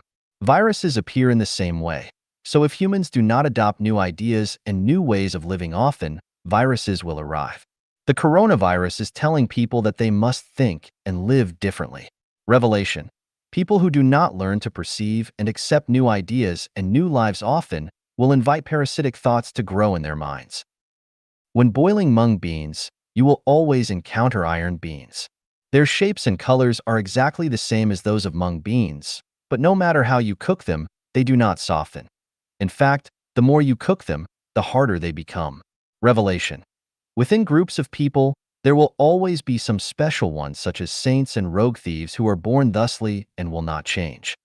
It is very cold here in the winter, so our window glasses are double layered and there are empty, insulating layers between them. In this way, the cold is blocked out. Revelation. Worries are cold. With 2 layers of selflessness, we can keep our worries out. I bought a water bamboo shoot 2 years ago and placed it in a glass vase and changed the water from time to time, but other than that, I never gave it any nutrient fertilizer. I would sometimes forget to change the water, and sometimes there was only a little bit of water left in the vase, but the bamboo has still been growing well. Revelation. In crowds, some people are like water bamboos. You do not need to establish special relationships with them, and you do not need to give them special care, but they will be happy as long as you smile at them or say hello to them occasionally. They need very little encouragement in order to maintain intimate relationships with you. They are the most content and sincere water bamboo-like people among us.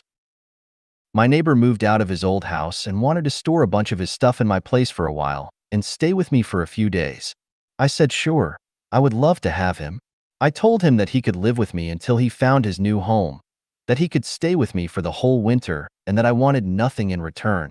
I even told him that he could treat my home as his own. Was I being extraordinarily generous? In fact, it was not that I was being generous, but because he had been helping me for the past several years. Every winter, this neighbor had driven his snowplow to shovel snow for me, and he never charged me anything, so my door was open to him. Revelation. If you want others to open their doors to you, and if you want to be welcomed warmly, then you need to accumulate merits in advance. If you have merits, then the door will open to you. But if there are none, then the door will be closed. The same is true for heaven. If you have merits there, then you will be welcome. But if you do not, then you will not be.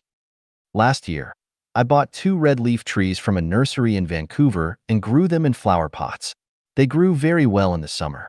One day, one of them blew over in the wind, but I had not noticed it until a few hours later, so I picked it up and replanted the baby tree, but sadly it died soon after. A few days ago, I accidentally overturned some crab cactus pots on a table and poured out the soil, so I hurriedly replanted it. As a result, its growth was unaffected, and it even came into full bloom a few days later. Revelation. People are like plants. Sometimes, once you offend some, it is difficult to restore a good relationship with them, while if you offend others, it will not affect your good relationship with them at all. 天气越优秀者越美满。 Revelation. The more excellent, the happier. Xiefeng. December 4th, 2020. Translated by Qinyu and edited by Care. This year, one of my friends sent me 12 large peaches from Vancouver. The color of them were gorgeous. They tasted tender, crisp, and sweet. They were big and fragrant, and except for some that I had eaten as a child, I had not enjoyed such big and fragrant ones in many decades. Later, I bought several kinds of peaches from a local supermarket, but in terms of size, color, and sweetness, they could not compare with those big peaches from my friend. To satisfy my guests, I always serve a plate of fruit for breakfast. Grapes are a standing item, so I serve them every day of the year. In addition to ones grown locally in Canada, there are also grapes imported from the United States and Mexico. Since I buy and eat grapes often, I discovered their secret. The bigger the grape, the sweeter and more fragrant, the more delicious, fewer seeds, and less residue they have, and of course, the more expensive they will be. From the above revelations of peaches and grapes, I have found that for all things, including lives, the more excellent that they are in some ways, the better they will be in many ways. This revelation even applies to people. The more excellent that people are, the easier it becomes to deal with them. The less trouble they bring to others, the more reasonable they are, the more flexible and accommodating they are in dealing with affairs, the more they give and dedicate, the less they ask for, the more humble, positive, and optimistic they are, and the better the quality of their lives are. The more excellent that people are, the better one feels about getting along with them. On the other hand, the better that people can get along with them, the more excellent they are. A further enlightenment is that only the excellent can create beautiful environments and lives. Perfection creates perfection, but flaws create defects. From this revelation, we can understand that if a region or country is poor and backward, then too few outstanding people must reside within it. But if it is prosperous and its people live and work in peace, then many outstanding people must live within it. By the way, if someone always brings hope, beauty, happiness, and joy to people, and excites and makes them ecstatic, then this person must be excellent and is a big fairy peach or a big, sweet, fragrant, and colorful grape. If on the contrary, a person always brings worries, anxiety, troubles, confusion, pessimism, and unpleasantness, then they are, you guessed it, 老虎的背上不会长翅膀。Tigers will not grow wings on their backs. Xiefeng. March 6, 2021. Translated by Qinyu and edited by Care. Suppose that tigers had wings on their backs and they could give birth to more than 10 cubs at a time like pigs and dogs. What would result? I am afraid that many other animals would have little chance to survive, and it would be questionable whether even humans could survive or not. This revelation tells us that life cannot be perfect and that people's wishes cannot be fully satisfied. If you want to be rich, powerful, famous, have a happy family, and go to heaven, there is no such possibility. You can either be a bird with wings or a fierce tiger, but no desire to be both a bird and a tiger can be satisfied. When we study the scientists who have won Nobel Prizes around the world, we find that they had been trying assiduously to explore the mysteries of the material universe in obscurity. One day, one of them succeeded in discovering one of the mysteries that was sought, but before that success was their perseverance of long and hard work and a devotion to it. Just imagine, if a person wanted to be an entrepreneur, a government official, and a star, could they also become a Nobel Prize winner? Of course not. If you covet too much, then in the end, you will accomplish nothing. Too much greed will not only cause successive worries, but also lead to schizophrenia and, of course, failure. If a man wants to get a beautiful, sexy, charming, gentle, considerate, artful, loyal woman who can entertain guests and cook well, with a successful career and who can make a lot of money and always accompany her husband to serve him tea and coffee, could he find her? No way. She does not exist. That would be like looking for a tiger with wings on its back. For those who are determined to trek to the peak of life and finally reach heaven, when you decide to start, you must say goodbye to your desires for money, power, fame, profit, status, and carnal bliss. You must no longer want to own anything. You must reach the state of zero, possess nothing, and be selfless.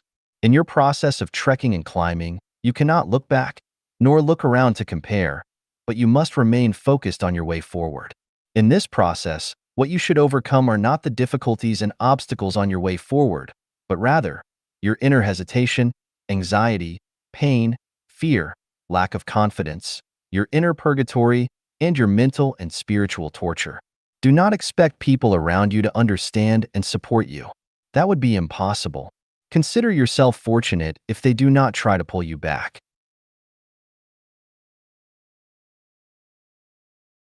You will taste despair to the point of considering suicide, and at the same time, you will not have the time or energy to explain anything, let alone to get angry, complain, or consider revenge. These kinds of mental and spiritual suffering will be the prices that you will have to pay to go to heaven. Never have regrets in life. They will ruin your good memories of the past and your spiritual power to go toward the beautiful time and space. Over the past years, no matter how much blood, sweat, tears, and hardships we have paid, and no matter how much grievance and helplessness we have experienced, it has become history, and history is a burden. With this heavy burden, it is impossible to move forward lightly and leisurely, to walk a long way, and to reach the most ideal destination. For the past, no regrets; to the future, firm faith. This way, there will be hope to climb to the peak of life and life. 越纯越稳定. The purer the more stable. Xiefeng. January 26, 2019. Translated by Qinyu and edited by Musa. Let's first look at a natural phenomenon. According to a report by the British Daily Mail on January 22, 2019, in the attic of a resident named Roderick Cooper in Alaska, there are 2 bottles of water in the freezing weather of -22°C, which are still in liquid state, video shows. It is scientifically explained that this is the phenomenon of supercooling, which means that when a liquid is very pure without impurities, the freezing speed will become very slow, and the liquid will continue to remain in the liquid state, without ice crystals, and will not freeze into solid, even it is 22°C below zero or colder. Let's look at another phenomenon. What do we see when babies and children are with wolf, insect, tiger, leopard, and other wild and domestic animals? What we see is that wild animals do not harm babies and children. No matter how wild dogs are, when they are with babies and children, they become docile, even affectionate, when they are with babies and children. They not only do not harm babies and children, but also take care of them. Dogs are like this. Horses, cattle, sheep are like this. Even wild wolves are like this. According to the legend of the city of Rome, when the 15th king of Numitor was reigning, his brother Amulius usurped the throne. For fear of revenge from his brother's descendants, Amulius killed his nephew and forced his niece Silvia to be a priestess who was not allowed to marry. In this way, his brother would have no offspring, and Amulius thought that there would be no crisis in his regime. But his niece Silvia secretly fell in love with the god of war Mars and quietly gave birth to twins. When Amulius learned the news, he ordered the execution of his niece and asked the slave to throw the twins into the Tiber. The river washed the twins to the shore, and their cries led to a female wolf who was drinking water by the river. Instead of harming the twins, she lovingly licked them dry and brought them back to her cave and feed them with her own milk. In 1920, in a small town called Midnapal in the northeast of Kolkata, India, people found two human-like monsters walking on all fours trailing behind three big wolves. The two human-like monsters turned out to be two naked girls. It was later confirmed that the two girls were raised by wolves since childhood. By the 1950s, it has been discovered scientifically that 30 children were raised by beasts, 5 by bears, 1 by leopards, 14 by wolves, as well as by monkeys and sheep. Let's look at another phenomenon. There are many kinds of gemstones in nature. No matter what kind of gemstones, their value and price are related to their purity. The higher the purity, the higher the value and the price. This also applies to people. The purer and more beautiful they are, the more likable they are. The more complex they are, the more they will be hated by others. To sum up, we can come to the conclusion that the purer a thing is, the less susceptible it is to external factors, just like the rare gas helium, neon, argon, krypton, xenon, and radon in the periodic table chemical elements. Similarly, the purer a thing is, the higher its stability is. It can also be concluded that the higher the purity of things, the easier for it to get the love of the environment, that is the care and cherishment of the environment. Hence, we can understand why Jesus Christ said that if we want to enter the kingdom of the greatest creator, we must become a child. And we can also understand why Lao Tzu taught us that we must return to the state of infancy if we want to unite with the Tao. Because only by returning to the state of infancy, becoming a child, can you be qualified to enter the kingdom of heaven. Let's extend this principle. If you want to enter heaven, the key is to become pure. Only pure things can show their nature. Nature is Buddha. Nature is celestial. Showing nature is equivalent to becoming celestial and Buddha. Celestial and Buddha will definitely enter heaven. Babies and children are very pure, and what they expose are completely nature. So even a ferocious wolf will not hurt them but will love them. Therefore, whether one can enter heaven or not has nothing to do with learning, knowledge, and wisdom. How many classic books you have learned. It has nothing to do with religion, how many good deeds you have done, how much truth you have understood and spread. It has nothing to do with kowtowing, burning incense, or making pilgrimage. The key is whether a life is pure. In this way, the content of self-cultivation and self-refinement is very simple. What we need to do is to let ourselves become pure, return to the state of infancy. So, we know that the more complicated people are, the farther away they are from heaven. The purer, the more stable. Is it a universal law? Let's analyze it. Most people will have friends. At the beginning, the friendship is very pure, so they can maintain a friendly relationship. But gradually, the friendly relationship cannot be maintained. Why? The reason is that the friendship is becoming more and more impure. If interests are added to friendship, the friendship will become complicated and impure, so it can no longer be maintained. Many people set up companies and business.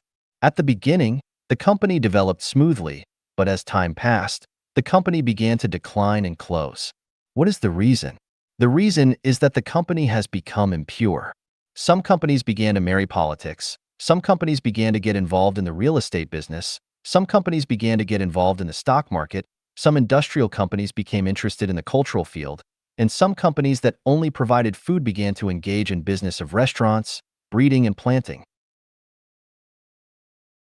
Although they are consistent with the content of providing food, Their scope of business is different after all, so they will eventually decline. Let's look at the social fields. Romania, Yugoslavia, the Soviet Union, Venezuela, Vietnam, and China all are socialism. The result is they all have almost collapsed. China's socialism is also on the verge of collapse. The reason is that none of them is pure. Socialism is socialism. If you mix it with the market, family and party interest and corruption, it will surely collapse. Pro-socialism is definitely superior to capitalism, but if you make the socialism rather impure, how can it be better than capitalism? Collapse is inevitable because it violates the rule of the purer, the more stable. Flies always find the cracked eggs. Why? Because if there is no crack on the egg, it can keep relatively pure, so flies won't bite it. Once there is crack on the egg cannot keep pure. Flies will certainly come to bite. In the process of founding Life Genuine, I found out that people with more complex thoughts are more likely to be disturbed by external factors and gradually leave, while those with simpler thoughts are more likely to remain. This fact also proves the rule that the purer, the more stable. Thus, we can get another conclusion. For a person, the more knowledgeable, the more complex the thinking, the greater the ability, the more mindful and smarter, the more experienced, the more deeply involved in society, the more flexible, the more he is unreliable, because he or she violates the rule of the purer, the more stable. He might vow to you today and part ways with you tomorrow. Thus, we can get one more conclusion that the more complex one is, the most silly and stupid the person is in the world. 越纯越稳定. The purer, the more stable. Xiefeng, January 26, 2019. Translated by Qin Yu and edited by Musa. Let's first look at a natural phenomenon. According to a report by the British Daily Mail on January 22, 2019, in the attic of a resident named Roderick Cooper in Alaska, there are 2 bottles of water in the freezing weather of -22 degrees Celsius, which are still in liquid state, video shows. It is scientifically explained that this is the phenomenon of supercooling, which means that when a liquid is very pure without impurities, the freezing speed will become very slow, and the liquid will continue to remain in the liquid state, without ice crystals, and will not freeze into solid, even if it is 22 degrees Celsius below zero or colder. Let's look at another phenomenon. What do we see when babies and children are with wolf, insect, tiger, leopard, and other wild and domestic animals? What we see is that wild animals do not harm babies and children. No matter how wild dogs are, when they are with babies and children, they become docile, even affectionate, when they are with babies and children. They not only do not harm babies and children, but also take care of them. Dogs are like this. Horses, cattle, sheep are like this. Even wild wolves are like this. According to the legend of the city of Rome, when the 15th king of Numitor was reigning, his brother Amulius usurped the throne. For fear of revenge from his brother's descendants, Amulius killed his nephew and forced his niece Silvia to be a priestess who was not allowed to marry. In this way, his brother would have no offspring, and Amulius thought that there would be no crisis in his regime. But his niece Silvia secretly fell in love with the god of war Mars and quietly gave birth to twins. When Amulius learned the news, he ordered the execution of his niece and asked the slave to throw the twins into the Tiber. The river washed the twins to the shore, and their cries led to a female wolf who was drinking water by the river. Instead of harming the twins, she lovingly licked them dry and brought them back to her cave and feed them with her own milk. In 1920, in a small town called Midnapal in the northeast of Kolkata, India, people found 2 human-like monsters walking on all fours trailing behind 3 big wolves. The 2 human-like monsters turned out to be 2 naked girls. It was later confirmed that the 2 girls were raised by wolves since childhood. By the 1950s, it has been discovered scientifically that 30 children were raised by beasts, 5 by bears, 1 by leopards, 14 by wolves, as well as by monkeys and sheep. Let's look at another phenomenon. There are many kinds of gemstones in nature. No matter what kind of gemstones, their value and price are related to their purity. The higher the purity, the higher the value and the price. This also applies to people. The purer and more beautiful they are, the more likable they are. The more complex they are, the more they will be hated by others. To sum up, we can come to the conclusion that the purer a thing is, the less susceptible it is to external factors, just like the rare gas helium, neon, argon, krypton, xenon, and radon in the periodic table chemical elements. Similarly, the purer a thing is, the higher its stability is. It can also be concluded that the higher the purity of things, the easier for it to get the love of the environment, that is the care and cherishment of the environment. Hence, we can understand why Jesus Christ said that if we want to enter the kingdom of the greatest creator, we must become a child. And we can also understand why Lao Tzu taught us that we must return to the state of infancy if we want to unite with the Tao. Because only by returning to the state of infancy, becoming a child, can you be qualified to enter the kingdom of heaven. Let's extend this principle. If you want to enter heaven, the key is to become pure. Only pure things can show their nature. Nature is Buddha. Nature is celestial. Showing nature is equivalent to becoming celestial and Buddha. Celestial and Buddha will definitely enter heaven. Babies and children are very pure, and what they expose are completely nature. So even a ferocious wolf will not hurt them but will love them.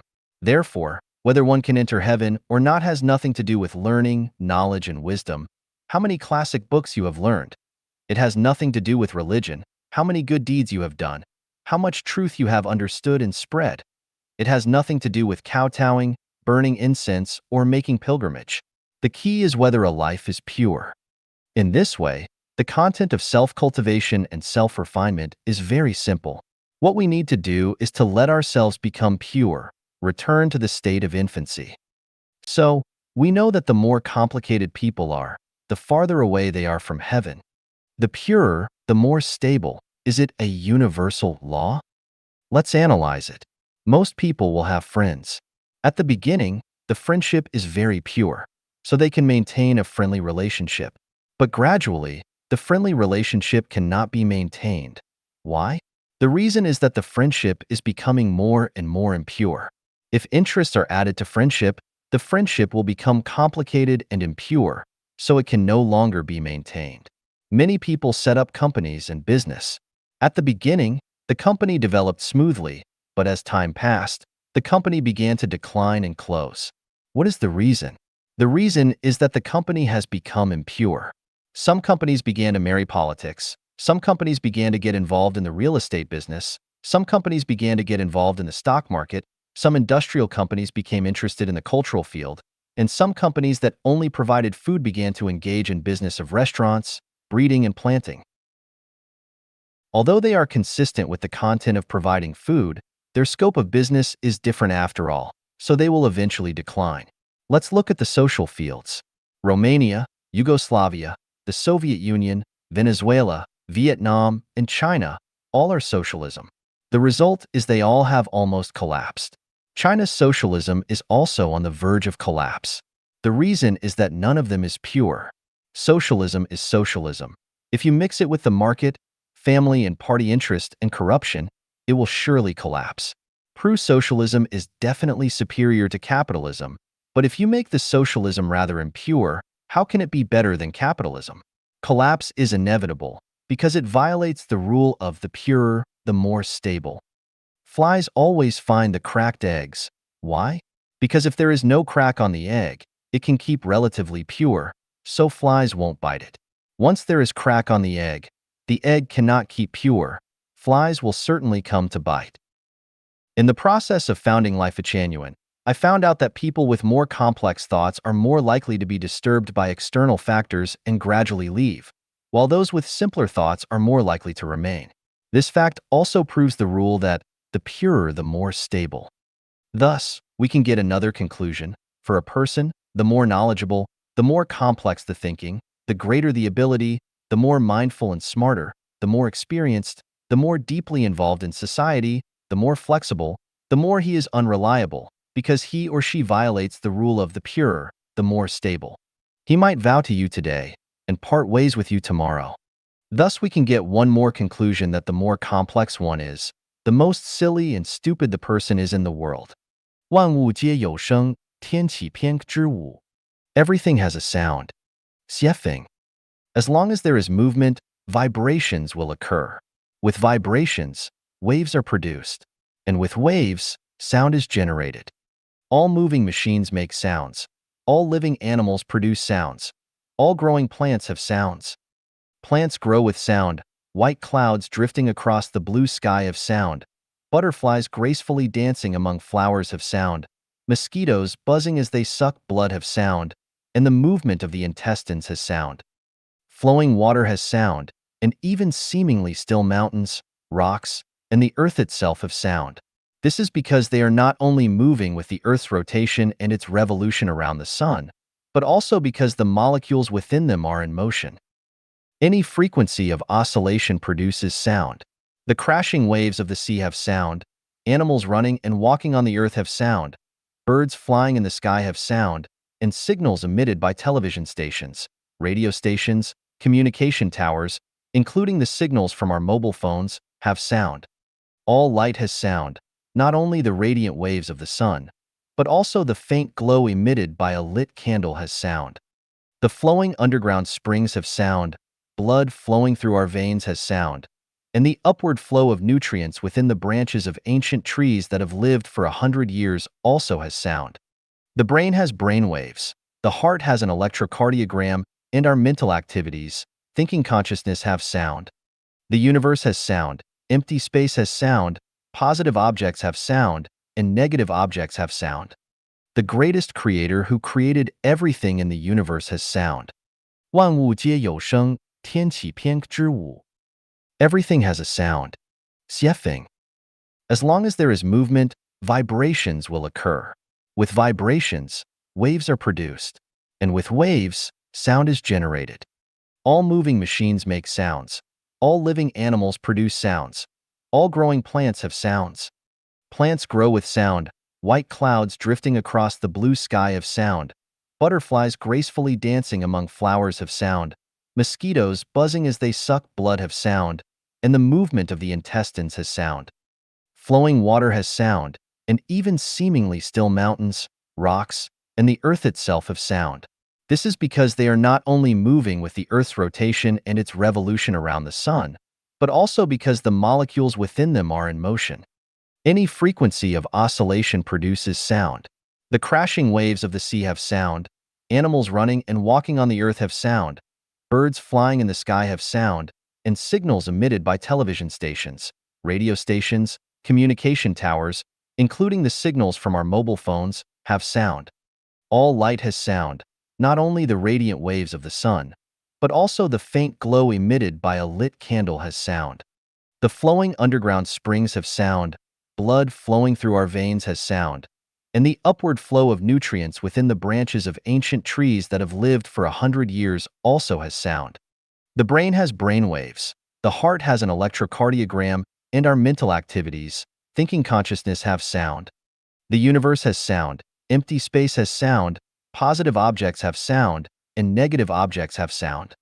The greatest creator who created everything in the universe has sound. 联想思维，天启篇之75。 Associative thinking. Xiefeng. Translation edited by Jiejing. Being able to grasp a particular phenomenon in the natural world, and then through that phenomenon, draw analogies, make inferences, and establish connections with other related factors is called associative thinking.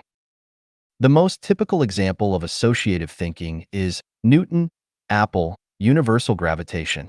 Newton, observing the common natural phenomenon of an apple falling to the ground, associated it with gravity. From gravity, he made connections to factors such as mass, velocity, and spatial distance, and subsequently derived the three laws of motion. This is an example of associative thinking. The phenomenon of swirling water in a bathtub drain can be associated with the direction of Earth's magnetic field lines. The spiraling ascent of a bean vine can be associated with the direction of celestial bodies' movement. The natural phenomenon of wood floating and iron sinking on the water surface can be associated with buoyancy and the shipbuilding industry.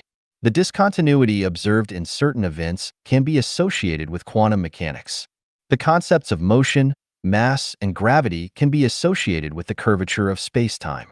The role of consciousness can be associated with the holographic nature of the universe, and so on. All of these examples fall under the category of associative thinking. A qualified detective can deduce the character traits, motives, and whereabouts of the parties involved from the smallest clues. A qualified forensic expert can infer the physical characteristics, facial expressions, and even the appearance and attire of the perpetrator from the victim's injuries and facial expressions. A qualified traditional Chinese medicine practitioner can identify internal organ disorders based on a patient's complexion. A qualified fortune teller, based on a person's facial features, can make predictions about their past actions, future fortunes, and misfortunes. A qualified feng shui master can assess the quality of a person's living environment based on their handwriting and habitual movements. A qualified politician can anticipate a dynasty's transition and the arrival of a new era based on common psychological and behavioral patterns among people. A qualified economist can predict stock market fluctuations, the future economic development of a company or a nation based on specific events. A qualified sociologist can associate the prevalence of prostitution, drug use, and organized crime with the loss of a nation's belief systems and moral values. Even a fashion designer can envision future clothing trends based on popular colors and the pace of people's footsteps on the streets. Associative thinking possesses qualities of originality, inventiveness, novelty, and uniqueness. It is a divergent thinking process. Many people may appear to have associative thinking, but in reality, they are merely applying the associative knowledge of others or drawing from long-standing experiential summaries. For example, many farmers can relate the changing seasons to spring plowing, summer growth, autumn harvest, and winter storage. However, this is not the result of their own associative thinking but a reflection of their accumulated experiences in their conscious minds. Similarly, many individuals can associate joint pain with changes in weather, which is the effect of knowledge and experience rather than the result of associative thinking.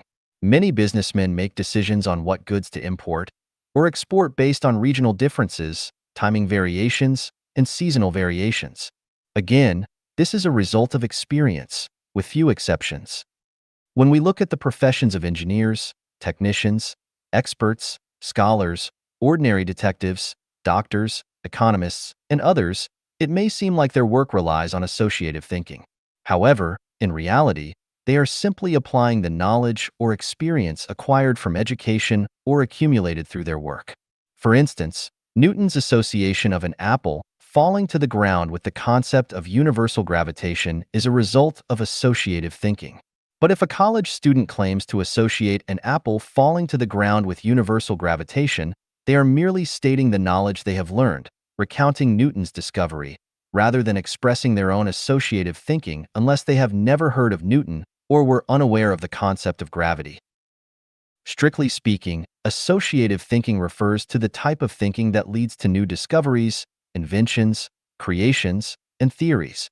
In this sense, individuals who possess associative thinking are primarily scientists, inventors, forensic experts, traditional Chinese medicine practitioners, fortune tellers, feng shui masters, exceptional politicians, military strategists, and engineers or technicians who can develop new products to some extent.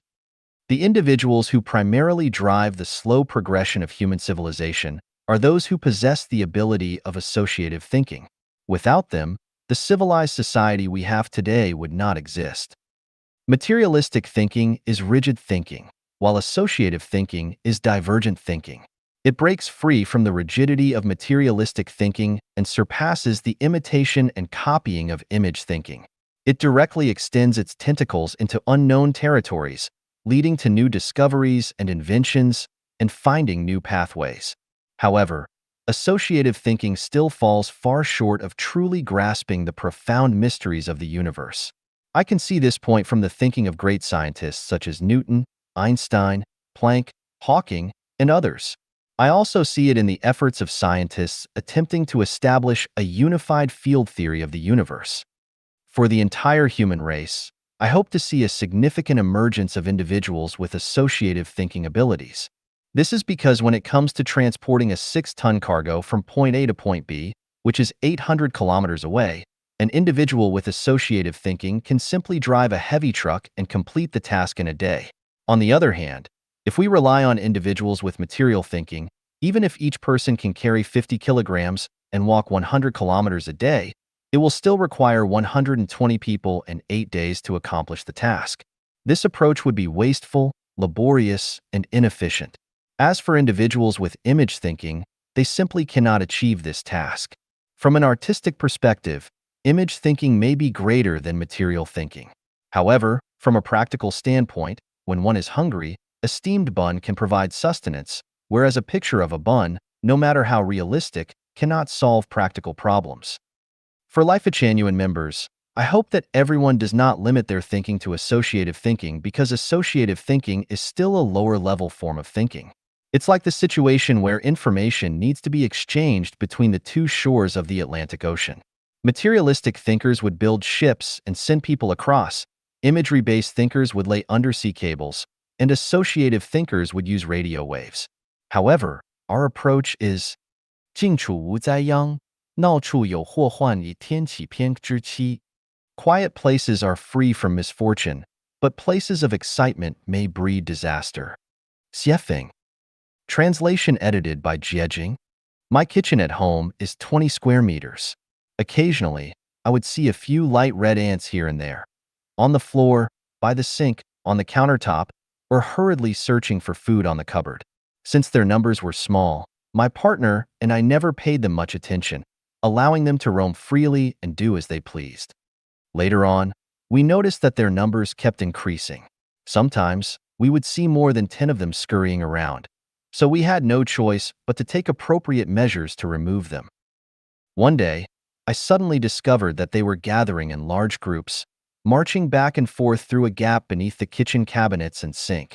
Curiously, I opened one of the cabinets, and to my surprise, there were nearly 1,000 ants crawling inside a box of rock sugar, which a friend had brought from my home country a few days ago. This was unacceptable, so I fetched a can of insecticide called Super Kill EM and sprayed it along their trail, covering their entry and exit points with a substantial amount of the spray. In less than 10 minutes, the ant colony was completely wiped out. After that, I didn't see a single ant for the next 2 weeks.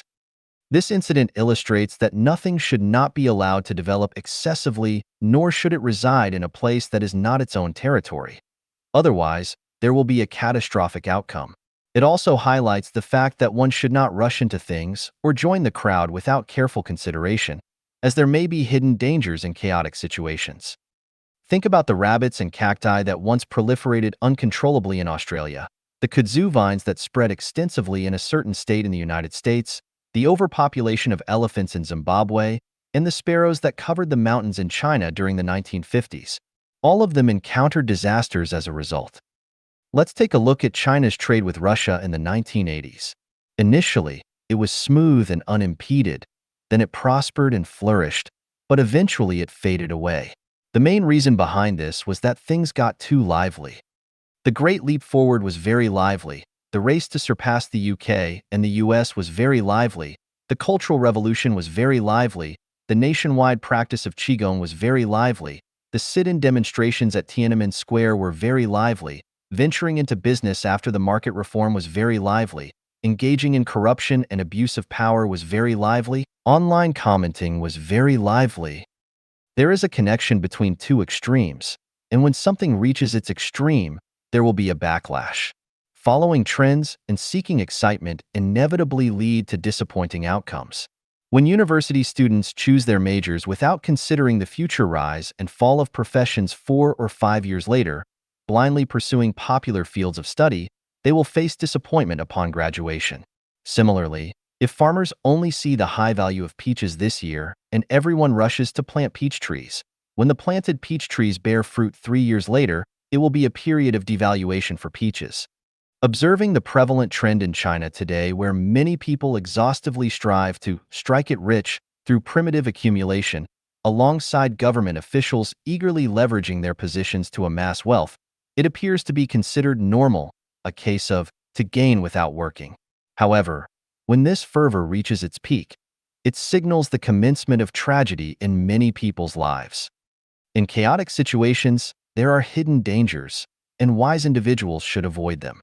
贵者不清显，天启篇之6. The noble rarely appear. Xiefeng. Translation edited by Jiejing. There were 3 strange encounters that made me realize The noble do not easily reveal themselves. The first one was in March 1994, in the Kiorokio area of Matabiland North Province in Zimbabwe. It was a quiet day, and I was driving my pickup truck along an abandoned path, venturing deeper into the jungle.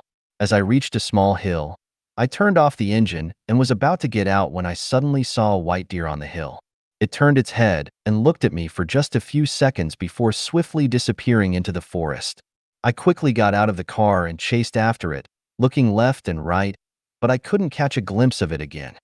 I had asked the local villagers if there were any white deer in the area, and they replied, "Never seen one." I also asked many colleagues if they had ever seen a white deer, and they responded, "Nonsense. There are no white deer." The second time was in August 1995, but the specific location is now a fuzzy memory. We were drilling a well by a lush riverbank. It was a cold day when suddenly 3 cranes descended from the sky. Their bodies were gray, with long necks that turned white at the head, topped with red crowns. Their claws were also red. There were 2 larger cranes and 1 smaller crane. They landed about 30 meters away from us. I had seen this type of crane before in 1964 when I was herding sheep near the Yellow River. According to the elders, it is rare to encounter these cranes, and those who do are believed to have good luck and are likely to prosper financially.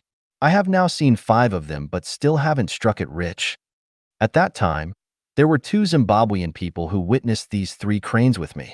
I asked them, "Do you often see this type of crane?" They replied, "This is actually the first time we've seen this kind of crane." The third time was on a day in February 2003. The location was my residence at 46 Pendennis Road, Mount Pleasant, Harare. It was around 6 o'clock in the morning. Having lived in Harare for nearly 8 years, I often observed birds in the early morning. I visited 2 bird parks and had seen dozens of bird species. However, what excited me was that particular morning when I encountered a peculiar bird. It was slightly larger than a sparrow, with a green head, black body, and a red tail. What stood out the most was its tail, which was vividly red and measured approximately 25 centimeters in length. It perched among the treetops for only about 10 seconds before flying away. The white deer, cranes, and exotic bird. What do they signify? They signify that the noble do not easily reveal themselves. This leads me to think of the Emperor of Japan, who seldom appears in public because of their nobility. Diamonds are hard to find because they are precious. Reclusive hermits in the mountains do not easily emerge because of their nobility.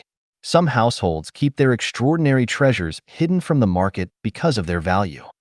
This leads me to the realization that anything that is esteemed, rare, and of infinite value is not easily found. This leads me to ponder, how many rare and precious things are yet undiscovered in this universe, in this world?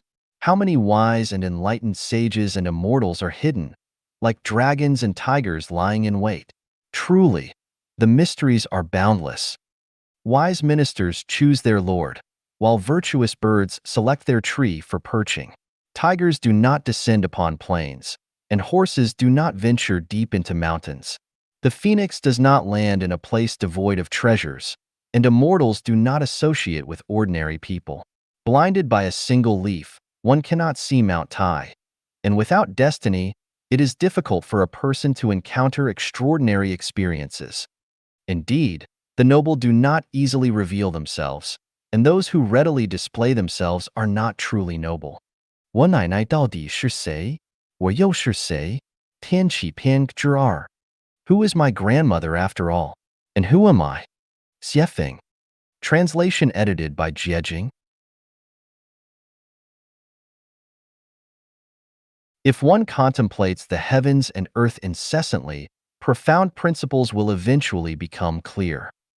Let's leave it to fate. These are 2 phrases that my grandmother often said when telling fairy tales. Contemplate the heavens and earth? How does one contemplate? Profound principles? What are these profound principles? Fate? What does fate mean? This ignorant and foolish grandson, why didn't I ask my grandmother about these questions in the first place? It wasn't until more than 20 years after her departure that I remembered to inquire about these matters. I have asked the sun, moon, stars, inquired about the mountains and rivers, questioned the gods, Buddhas, and immortals, and even inquired about the winds, clouds, rain, and snow. The answer I received was mystery. I have no choice but to trace back to my grandmother and suddenly realize that this grandmother of mine is extraordinary.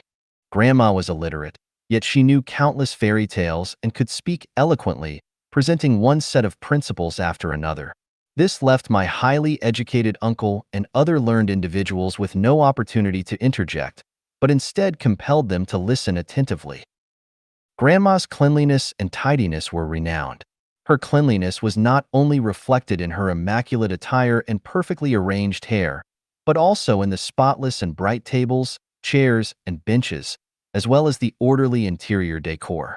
It was further evident in the often overlooked dark corners that most people easily neglect, such as under the table and cabinet, in the corners of the walls, behind the door and under the food steamer, and inside the bucket next to the stove, where cleanliness surpassed even the external appearance. In my memory, Grandma never went to burn incense or worship Buddha, yet she strictly abstained from meat. Not only did she refrain from eating beef, mutton, chicken, duck, or fish, but she also never even tasted eggs, involving any of these. One summer during the harvest season, while Grandma was cutting wheat, a wheat awn got stuck in her throat. As my uncle and father recounted, Grandma immediately threw down the sickle, stood up, and said, "Whether you continue harvesting this wheat is your business. I will never engage in farming again." The next day, she rented a storefront in the county town and opened a Zhang family steamed bread shop. Within a year, this Zhang family steamed bread shop became renowned far and wide. When my father was young, during an argument with Grandma, he wanted to show her a little lesson. He took a pig-killing knife and a rope, stabbed his own ankle bone and tendons, then looped the rope through and hung himself upside down on a forked tree branch in the courtyard. If such a scene had occurred with an ordinary mother, she would have been terrified, at the very least shouting and screaming. However, my grandmother, witnessing her son's foolish act, calmly and disdainfully pointed at her own neck and said, "Son, stabbing your ankle is nothing remarkable. If you want to stab here next time." After saying this, she completely disregarded her own son hanging upside down on the tree as if nothing had happened and walked away. My father, watching Grandma's receding figure, was completely conquered. Instead of giving Grandma a little lesson, she ended up giving him a little lesson. My mother held great respect for Grandma and often exclaimed to me, "If your grandmother were a man, she would pierce a hole through the sky." It is vulgar and intolerable to simply describe the extraordinary and unconventional actions of my grandmother. How could she, an illiterate peasant woman, possess knowledge of so many fairy tales? Why would a person who does not burn incense or worship Buddha abstain from meat?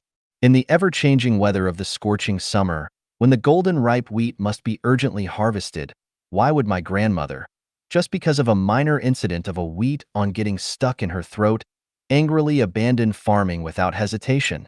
When her own son pierced himself and hung upside down from a tree, why didn't the mother feel any distress and simply walked away as if nothing had happened?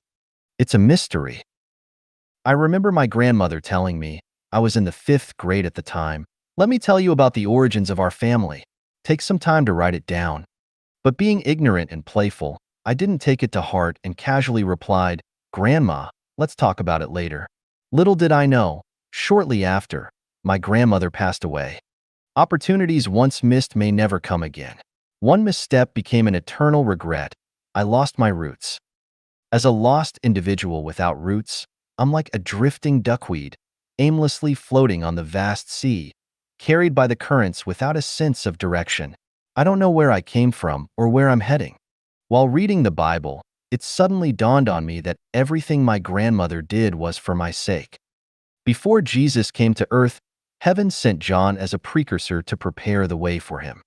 Before I came to this world, the kingdom of heaven sent my grandmother to enlighten and guide me, who was about to be born. So, who is my grandmother after all? And who am I? Countless sleepless nights of realizations and the wonders of nature have led me to contemplate the profound principles and discover my own roots. I have come to understand why the greatest creator has laid down the 36 8-diagram arrays in the universe and have unraveled the mysteries of deciphering these 8-diagram arrays. Oh, the greatest creator. Your love for me is immeasurable, and even if I had billions of years, it would be difficult to repay. 伊甸园是这样失落的，天启篇之时。The Garden of Eden is lost like this. Xiefeng. Translation edited by Jiejing. I have 2 German shepherds, belonging to the military dog breed. One of them is named Luanbei, and the other is called Lambwa. Whenever the night is deep and quiet, I enjoy taking a leisurely stroll on the lawn in my courtyard, which is even bigger than a soccer field, and ponder in tranquility. During this time, the 2 dogs joyfully run around me, both guarding the courtyard and providing me solace. Due to their loyalty, I treat them well. They receive meat every day, and their monthly food expenses are at least 200 yuan. I bathe them once every 2 weeks, and I never scold or beat them. There exists a harmonious and mutually beneficial relationship between humans and animals. 3 months ago, my animal-loving wife brought home a small pet from a friend. Its scientific name is West Highland White Terrier, belonging to the small hunting dog breed. These dogs have a small size but are highly alert and intelligent. They are capable of both being affectionate and understanding human emotions. Due to their likable and adorable nature, they often live indoors with humans and enjoy all the luxuries and comforts of a dog's life. The next day, my partner bought a large circular plastic basket specifically for it, lined with a thick layer of old window screen folded into a mattress inside. The little dog lies on it, and the level of comfort is no less than me lying on a memory foam bed. To address the issue of the pet's waste, my partner deliberately found a large box made of hard cardboard with only a 3-inch high edge. Inside, she laid a layer of clean sand as the dog's bathroom. Everything was prepared, and only enjoyment remained. Unfortunately, this little dog doesn't use its bathroom and insists on urinating and defecating on the carpet. My partner searched for information, sought advice from experts, and repeatedly tried to train and guide the dog, but it remained stubborn and unchanged. Helplessly, we had no choice but to let it spend the night outdoors with Luanbei and Lambwa. The treatment it should have enjoyed has been lost. Who should we blame? Do we as humans also experience the same kind of sadness as our dog? There was a tall and strong African man named Paul. He, along with his spouse and 2 underage children, lived in a less than 10 square meter room made of old wooden boards, in a very pitiful condition. When I spoke with him, I discovered that he was psychologically and mentally stable. Moved by sympathy and compassion, I invited their entire family to live with me. I assigned Paul to manage the garden and clean the courtyard, so that he could earn a wage through meaningful labor, enough to provide a relatively normal life for his whole family. A month passed, yet the weeds in the courtyard remained unattended, and the flowers continued to wilt. When I was at home, I often saw Paul squatting to weed, but as soon as I left, I discovered he had gone back to sleep. I assumed Paul didn't enjoy this task, so I brought him to the store to handle cleaning and organize merchandise. However, after a week, the dust accumulated, and the store appeared even more disorderly. What is the reason? Upon observing, I noticed Paul spent a considerable amount of time cleaning rags. He'd stand by the sink, dedicating an hour to washing a single rag. Feeling helpless, I assigned him as a security guard at the club, providing him with a brand new security uniform that suited his tall stature. He looked remarkably enthusiastic, unable to wipe the smile from his face. I assumed this would finally please him. I briefed him on his duties, specifically instructing him on handling disruptive individuals and theft incidents. However, much to my surprise, he still didn't put much effort into his work. He would stand at the entrance like a statue. When a thief took the camera, he lacked the courage to even ask a question. Feeling utterly helpless, I had no choice but to ask Paul and his family to leave, allowing them to fend for themselves outside. Such examples have occurred more than 20 times in my vicinity alone. How was Eden lost? It wasn't because God was unjust, or the deities lacked compassion. It was because we as humans are unworthy of living in Eden. We do not deserve it. I had a colleague who, a few years ago, begged me to send him an invitation letter to help him do business abroad. Despite the difficulty of the situation, I actively assisted him in handling various procedures. When everything was ready and only the departure for overseas remained, he became arrogant and boastful. In a dark corner with his group of friends, he started devising an evil plan. First, they belittled me, saying, he, a nameless and insignificant pawn in the company, can survive overseas only because of the government's support. If he can survive abroad, aren't we all better than him? They then developed a detailed plan on how to initially rely on my assistance to establish themselves overseas, and subsequently, how to kick me aside and surpass me. Upon hearing this news, I immediately sent him a fax message. There has been a change in circumstances, and I am unable to accommodate you temporarily. Let's discuss this in the future. How was Eden lost? The expulsion of Adam and Eve from Eden had special reasons, but one factor was their own actions, disobeying the rules and taking the forbidden fruit. When individuals face misfortune, the majority of people's initial reaction is to seek various reasons to absolve themselves. They can always find sufficient reasons to blame the heavens, the earth, society, and others, but they rarely look within themselves for the causes. When humanity as a whole faces misfortune, many people begin to blame the greatest creator, gods, and Buddhas, unwilling to look for reasons within human moral behavior. Alternatively, they may pray to the greatest creator, gods, and Buddhas, seeking salvation for humanity, yet they are reluctant to reflect on their own actions and make necessary changes for self-improvement. The old Eden has been lost, and the new Eden has long been established, with its gates open to everyone. My disobedient little dog would certainly not be able to enter Eden.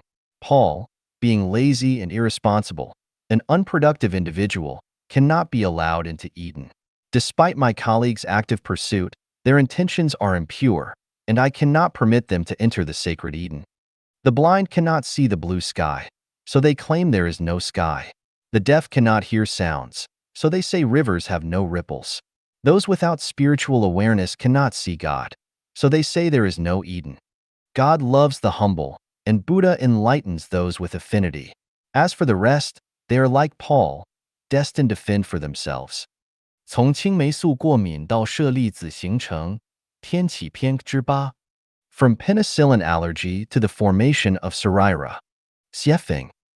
Translation edited by Jiejing. In 1999, I drove a Nissan car with my lover and child from Harare to visit Victoria Falls, which was over 800 kilometers away.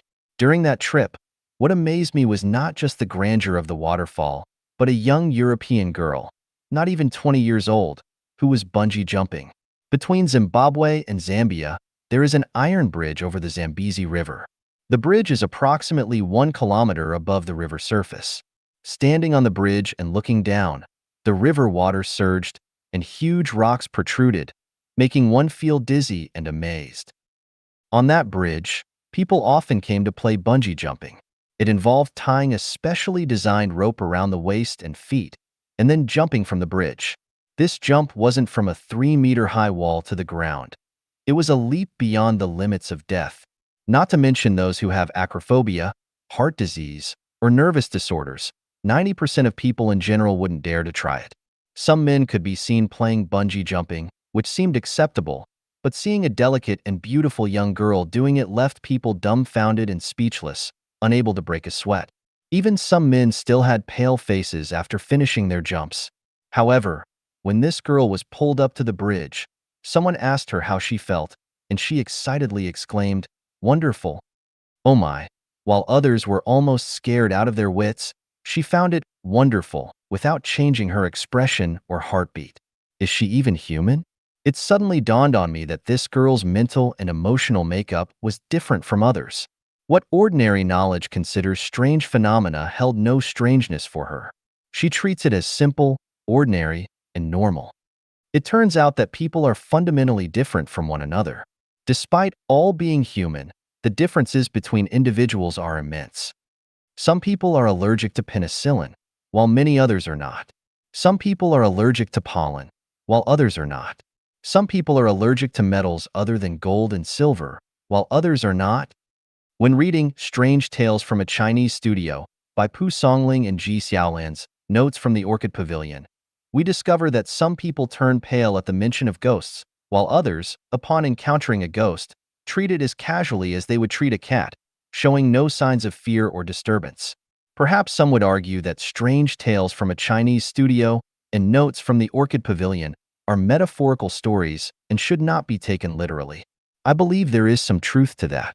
However, in broad daylight, when someone puts on a ghost-like mask, some children tremble in fear while others not only show no fear but even burst into laughter. This is a fact. I remember in 1989, after the students in our school watched the movie Painted Skin at a theater in Zhangjiago City, Hebei Province, some of them were afraid to stay alone in the dormitory that night, and they didn't dare to go to the bathroom alone. Yet, many others were completely unfazed. I still remember when I was in middle school, Dongxiang County No. 3 Middle School in Gansu Province. One day, a classmate carried a 1-meter-long snake and stood on the podium, shaking it to intentionally scare the female students. The girls laughed and giggled, but a tall male student sitting in the back row screamed and turned pale. The image of fear from that student is deeply etched in my mind. It has been 30 years, but the memory remains vivid, as if it were yesterday. What's there to be afraid of a dead snake? Yet, my classmate reacted as if he had seen a ghost. Freud or parapsychologists might be able to explain it, but regardless of the explanation, it is a fact that this classmate's psychological makeup is unique compared to ordinary people. On the eve of a life-and-death battle between enemies, some people sleep soundly, snoring loudly, while others toss and turn, unable to fall asleep. Beethoven could compose the heroic symphony, so why can't we? Da Vinci could paint the Mona Lisa, so why can't we? Newton could discover universal gravitation from a falling apple, so why can't we? Einstein could find the equation for mass energy equivalence, so why can't we? Because people are fundamentally different. This means that using our own understanding to judge the thoughts and actions of others often leads to incorrect conclusions. In the future world described in the Bible, everyone is free from illness. In the Buddhist scriptures, the Pure Land is described as a realm where everyone lives eternally. In the Life-Chanyuan description of the 10,000-year world, people can fly. Do we believe in these descriptions or not? After the death of Buddha Shakyamuni, his remains were cremated, and numerous crystal-clear, colorful, and steel-like solid sarira were discovered among his ashes. In December 1990, after the passing of the Singaporean Chinese monk Master Hong Chuan, 480 colored crystal-like sarira were found in his ashes. In 1994, during the cremation of Master Yuan Zhao's body at the Fahua Temple on Mount Guanyin in Shaanxi, his heart remained intact and transformed into a dark brown, hard relic. For the past 10 years, I have been almost free from illness. On rare occasions when I feel discomfort, taking a painkiller quickly relieves it. Why is that? It's not because I have naturally good health, but rather because of my cultivation practice. I have developed a simple and effective method, and the results have been remarkable. When practicing, I am oblivious to extreme cold or hot weather. My mind becomes empty during the practice, and afterwards, my mind is exceptionally clear. The Viagra that can excite human nature, as well as opioids, heroin, and other pain-relieving drugs that can evoke intense emotions and a sense of transcendence, may have no effect on some people. Perhaps you have not heard of this before. In the recent days, in the article, The True Face of Chinese History in 5,000 Years of Up and Down, published on the website Chinese Soul, the author Xin Yuan stated, "The perfect return of the Yellow Emperor indicates that human beings can return to the heavens through cultivation. The only channel of communication between humans and gods is cultivation." The Bible, the Quran, the Diamond Sutra, and the Tao Te Ching all contain basic knowledge. However, many people are allergic to this basic knowledge. Regardless of the content of these scriptures, as soon as they hear the word scripture, they become allergic. Furthermore, some people randomly interpret the scriptures, making the originally profound and spiritually scientific wisdom appear mysterious and unfathomable, causing people to feel intimidated. When the seasonal flu virus arrives, many people may catch a cold, but when SARS strikes, some people will never get SARS. In 1348, the Black Death, a widespread outbreak of bubonic plague, claimed the lives of 1/3 of Europe's population. But why didn't the remaining 2/3 die? When periodic cosmic waves arrive, many people die. Whether you flee to the ends of the earth, dive underwater, or burrow underground, you cannot escape the impact of these waves on your nerves and psychological structure. Only those who have cultivated and practiced to an advanced level, whose nerves and psychological structure resonate with these waves, not only do they not feel the arrival of cosmic waves, but they are also unaffected by their negative effects. If you receive the cowpox vaccination, you won't get smallpox. If you enter Life-Genuine, you won't fear periodic cosmic waves. In the next 3 years or so, perhaps several extraordinary phenomena will occur, and by then, people will understand the true meaning of the birth of Life-Genuine. Are you allergic to penicillin? What are you not allergic to? Do you have Psoriasis in your body? When will you have Psoriasis? People, what are you really living for? Where are you rushing to in your busy lives? What have you truly understood? 意识能听到上帝的声音，天启篇之4。 Consciousness can hear the voice of the greatest creator. Xiefeng. Translation edited by Jiejing. In the vast universe, there are billions and trillions of voices, each expressing their own thoughts. As long as we use spiritual perception, consciousness, to listen, we can hear them. Common sense tells us that hearing relies on ears, and without ears, we cannot hear any sound or better understand the intentions of others. However, I advise we discard common sense and explore whether we can hear without ears. Let's start with an example. Helen Keller, an American blind writer, hailed by the Encyclopedia Britannica as one of the most accomplished representatives of disabled individuals in history. She embodied blindness, deafness, and muteness in one person. Despite being deaf, she could hear the voices of others, not through her ears but through touch. She would place her index finger on the speaker's lips, her middle finger on their nose, and her thumb on their throat, enabling her to hear their voice clearly. By placing her hand on a violin, she could hear the melodies played on it. This fact demonstrates that we can understand the voices of others even without using our ears. We can hear through the sense of touch. People with arthritis, as long as they pay attention, can be the first to hear the sound of climate change. When the river water warms up, ducks are the first to know, and sunlit flowers and trees meet spring early.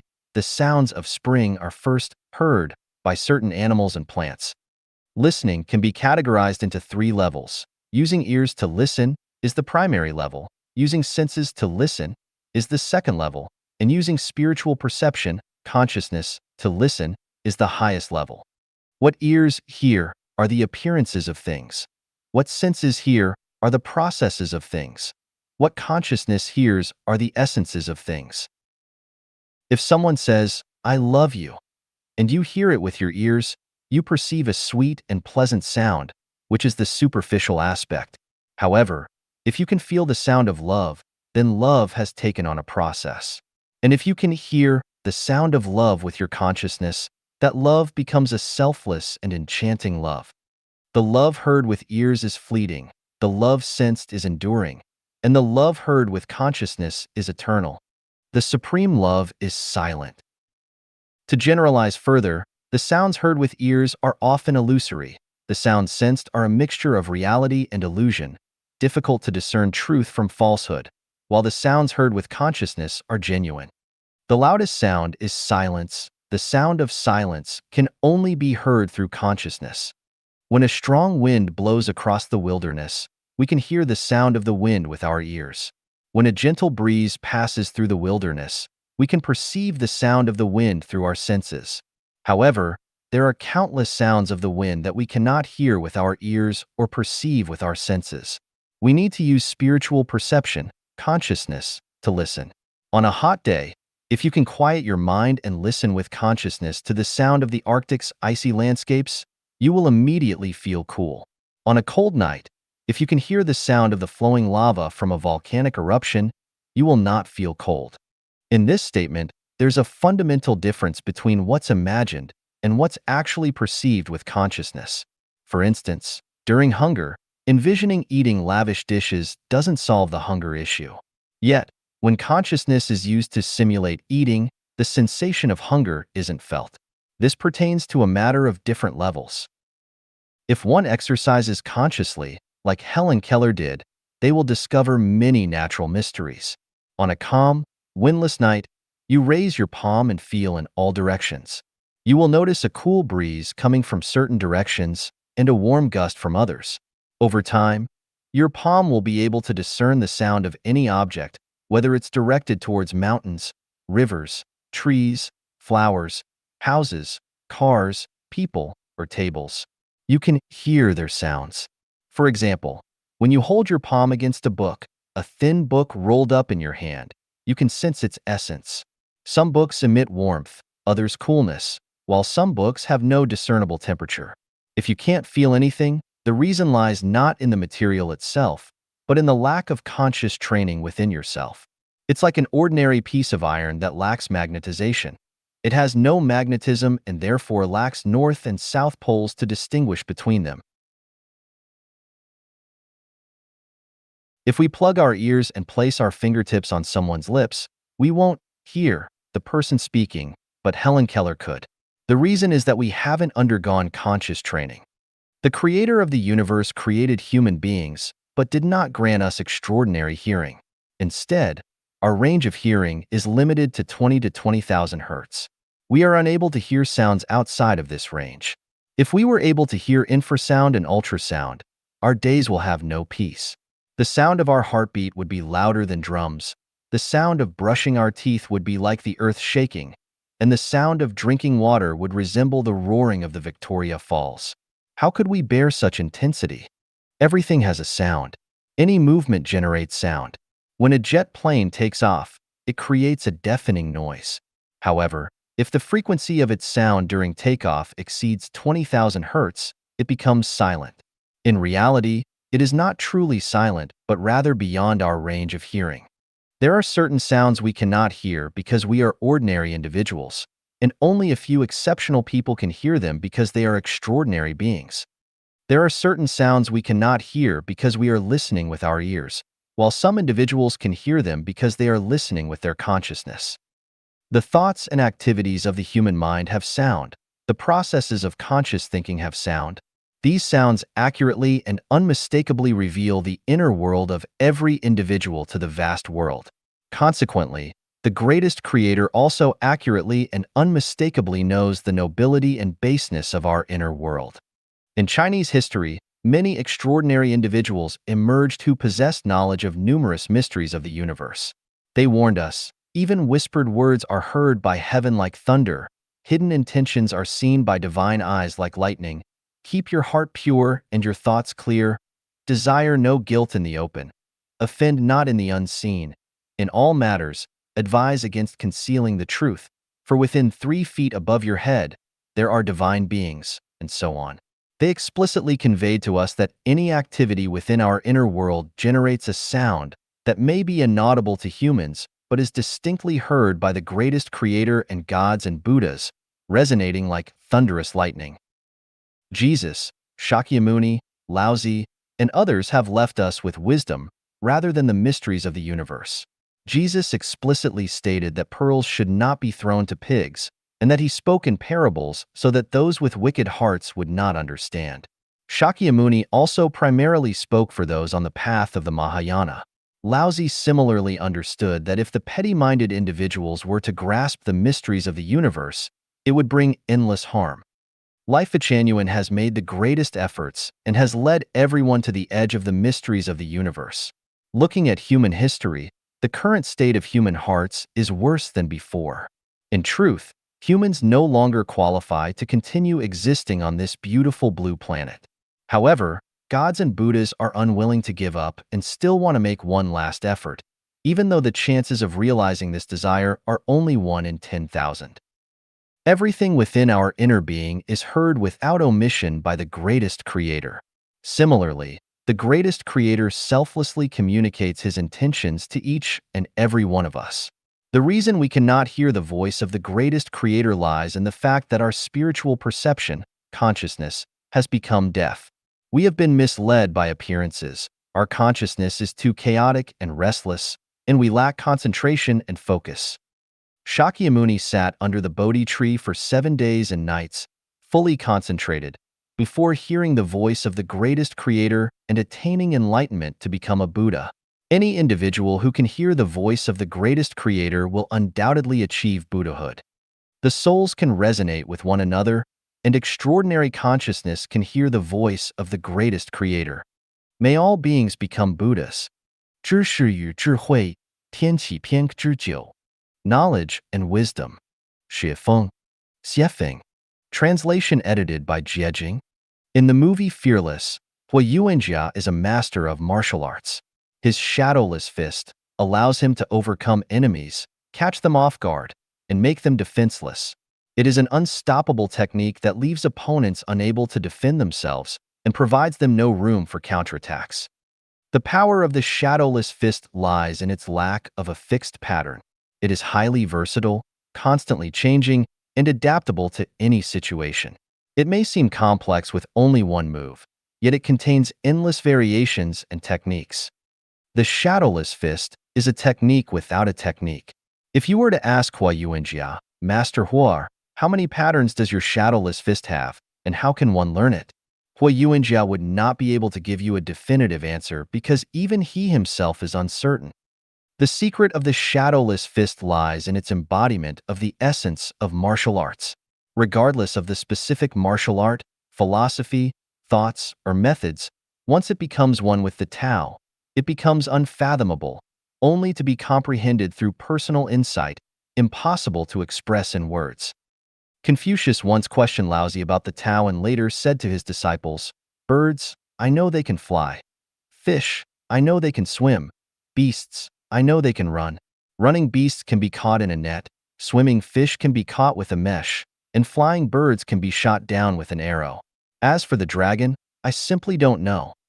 It rides the winds and ascends directly to the ninth heaven." Today, having met Laozi, isn't he just like a dragon?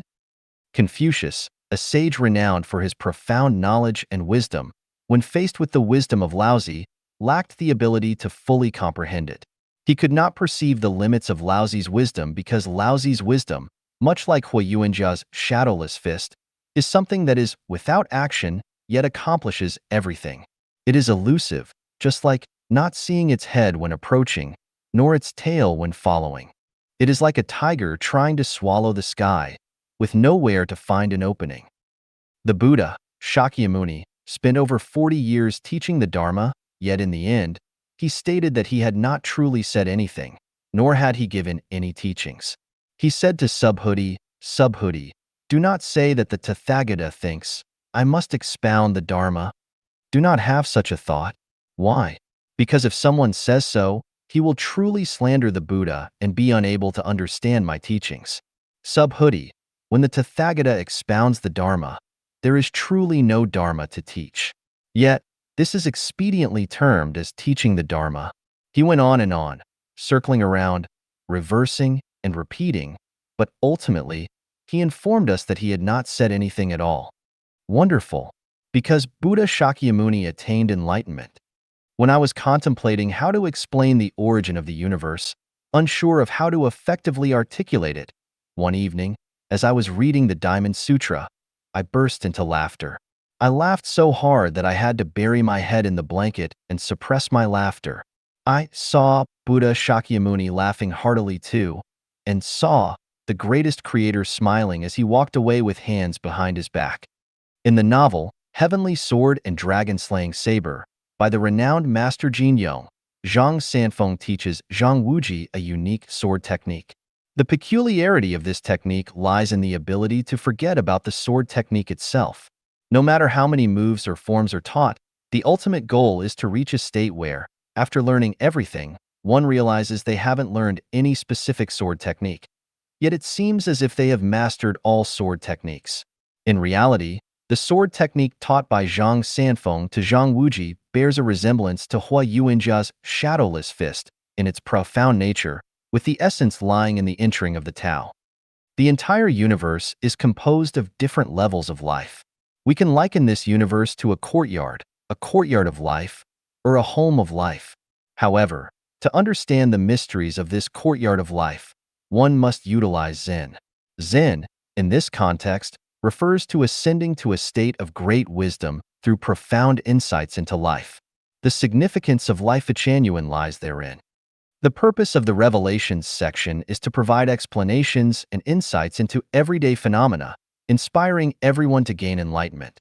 By extrapolating from specific instances and making connections, one can ultimately enter the Tao. In Revelations, I only write 100 articles, but in reality, I could write 100,000 articles, a billion articles, even countless articles.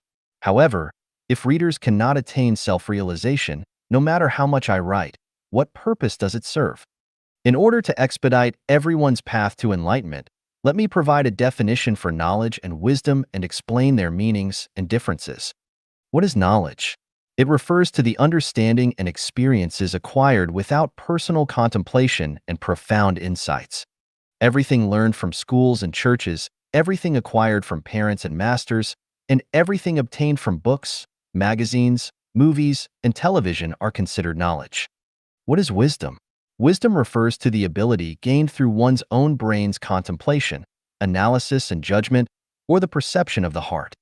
Wisdom cannot be obtained through sight, hearing, taste, smell, or touch. Wisdom is the crystallization of thinking, the child of thinking, and the outcome of thinking. When entering life genuine, one should not focus on acquiring knowledge, but instead strive for wisdom. Otherwise, no matter how much I said, it will be in vain. Silence might be better. The more I speak, the more confused you become.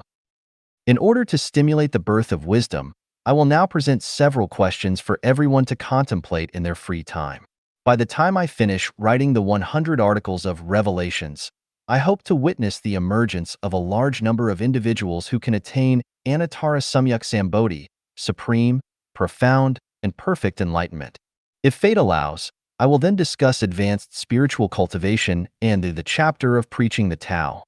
Why are there so many stars in the sky? Where is the greatest creator exactly? How did the earth start moving initially? Why is there only one moon hanging in the sky? Will the human population on Earth continue to increase infinitely? What is the best way to limit population growth? How was the atmosphere formed? Are wolves the ancestors of dogs? Why don't humans have eyes on the back of their heads? Why do species vary greatly, while human faces differ immensely? Why do orange trees only bear oranges, and peach trees only bear peaches? Despite being born from the same mother, why do siblings have such vastly different destinies? With the same earth and the same sky, why is there so little rain or snow over deserts and wastelands? Why do carnivorous animals have lower reproductive abilities compared to herbivores? Why? In the universe, which direction is up and which direction is down? Is empty space truly devoid of everything? Assuming no major obstacles, to what extent can human development ultimately reach? When someone unexpectedly encounters a car accident, is it a coincidence or a necessity? Who am I, really? Why shall I die? No love, small love, and great love. Xiefeng. Translation edited by Qin Yu. As a child, I used to herd sheep. I observed that when the lambs knelt to suckle, the mother sheep always turned her head to lick the lamb's bottom, which seemed an unfortunate, unclean habit for a mother sheep. While teaching in high school, my son had 7 or 8 cats at home. Watching the mother cat after giving birth, it hastily licked the sticky dirt off the kittens. I could not agree with the mother cat's unclean habit. While conducting business abroad, my wife kept several dogs. I noticed that within a dozen days after the mother dog gave birth to puppies, she licked the urine and excrement of the puppies inside the doghouse daily, which I found extremely disgusting. Sitting under a tree contemplating quietly, I realized my astonishing stupidity. Isn't all of this the greatest creator telling me what love is? If the mother sheep does not promptly lick the thin stool from the lamb's bottom, it will quickly form a scab, preventing the lamb from defecating, leaving the lamb with only one option: to die. For the lamb to grow healthily, the mother sheep must lick its feces. This is not an issue of hygiene, but a matter of whether life can survive and continue. After the kittens are born, the mother cat must quickly eat the afterbirth. Otherwise, the kittens will suffocate inside the afterbirth. If the mother dog does not lick the excrement and urine of the puppies in the den daily, the den will inevitably emit a foul odor, the puppies will stink, and bacteria will breed massively. Flies and other insects will swarm the den, causing not only the puppies to be unable to grow healthily, but also leading to their rapid illness and death. This is love. For the sake of love, we should not just consider hygiene. We should not hesitate to endure even hardships. So, how to define love? I believe love is an inner liking and selfless dedication without any conditions. Based on this definition, let's compare it to the love in human society. If a person does not properly care for the elderly or raise their children, then that person lacks love. Being unable to show love for both the elderly and children makes such an individual extremely selfish and cruel, nothing short of human waste. Given the opportunity, such a person, apart from neglecting wildlife, deforestation, and polluting rivers, lakes, and oceans, can even betray friends, their own ethnicity, and their country, all for personal gain. Any heinous act is within their capacity as long as it satisfies their self-interest. If a person loves their own elderly, children, and family, yet neglects siblings, neighbors, and nature, then this person possesses only small love. There's not much difference between this person and animals. For the sake of their children and family, if conditions permit, they may not hesitate to engage in actions that violate their conscience, involving deceit or theft. If a person not only loves their own elderly and children, but also cares for the community, nature, and the future and fate of humanity, this person possesses great love. Those with great love do not care about personal gains and losses. For the sake of others and humanity, they are willing to endure all hardships and injustices.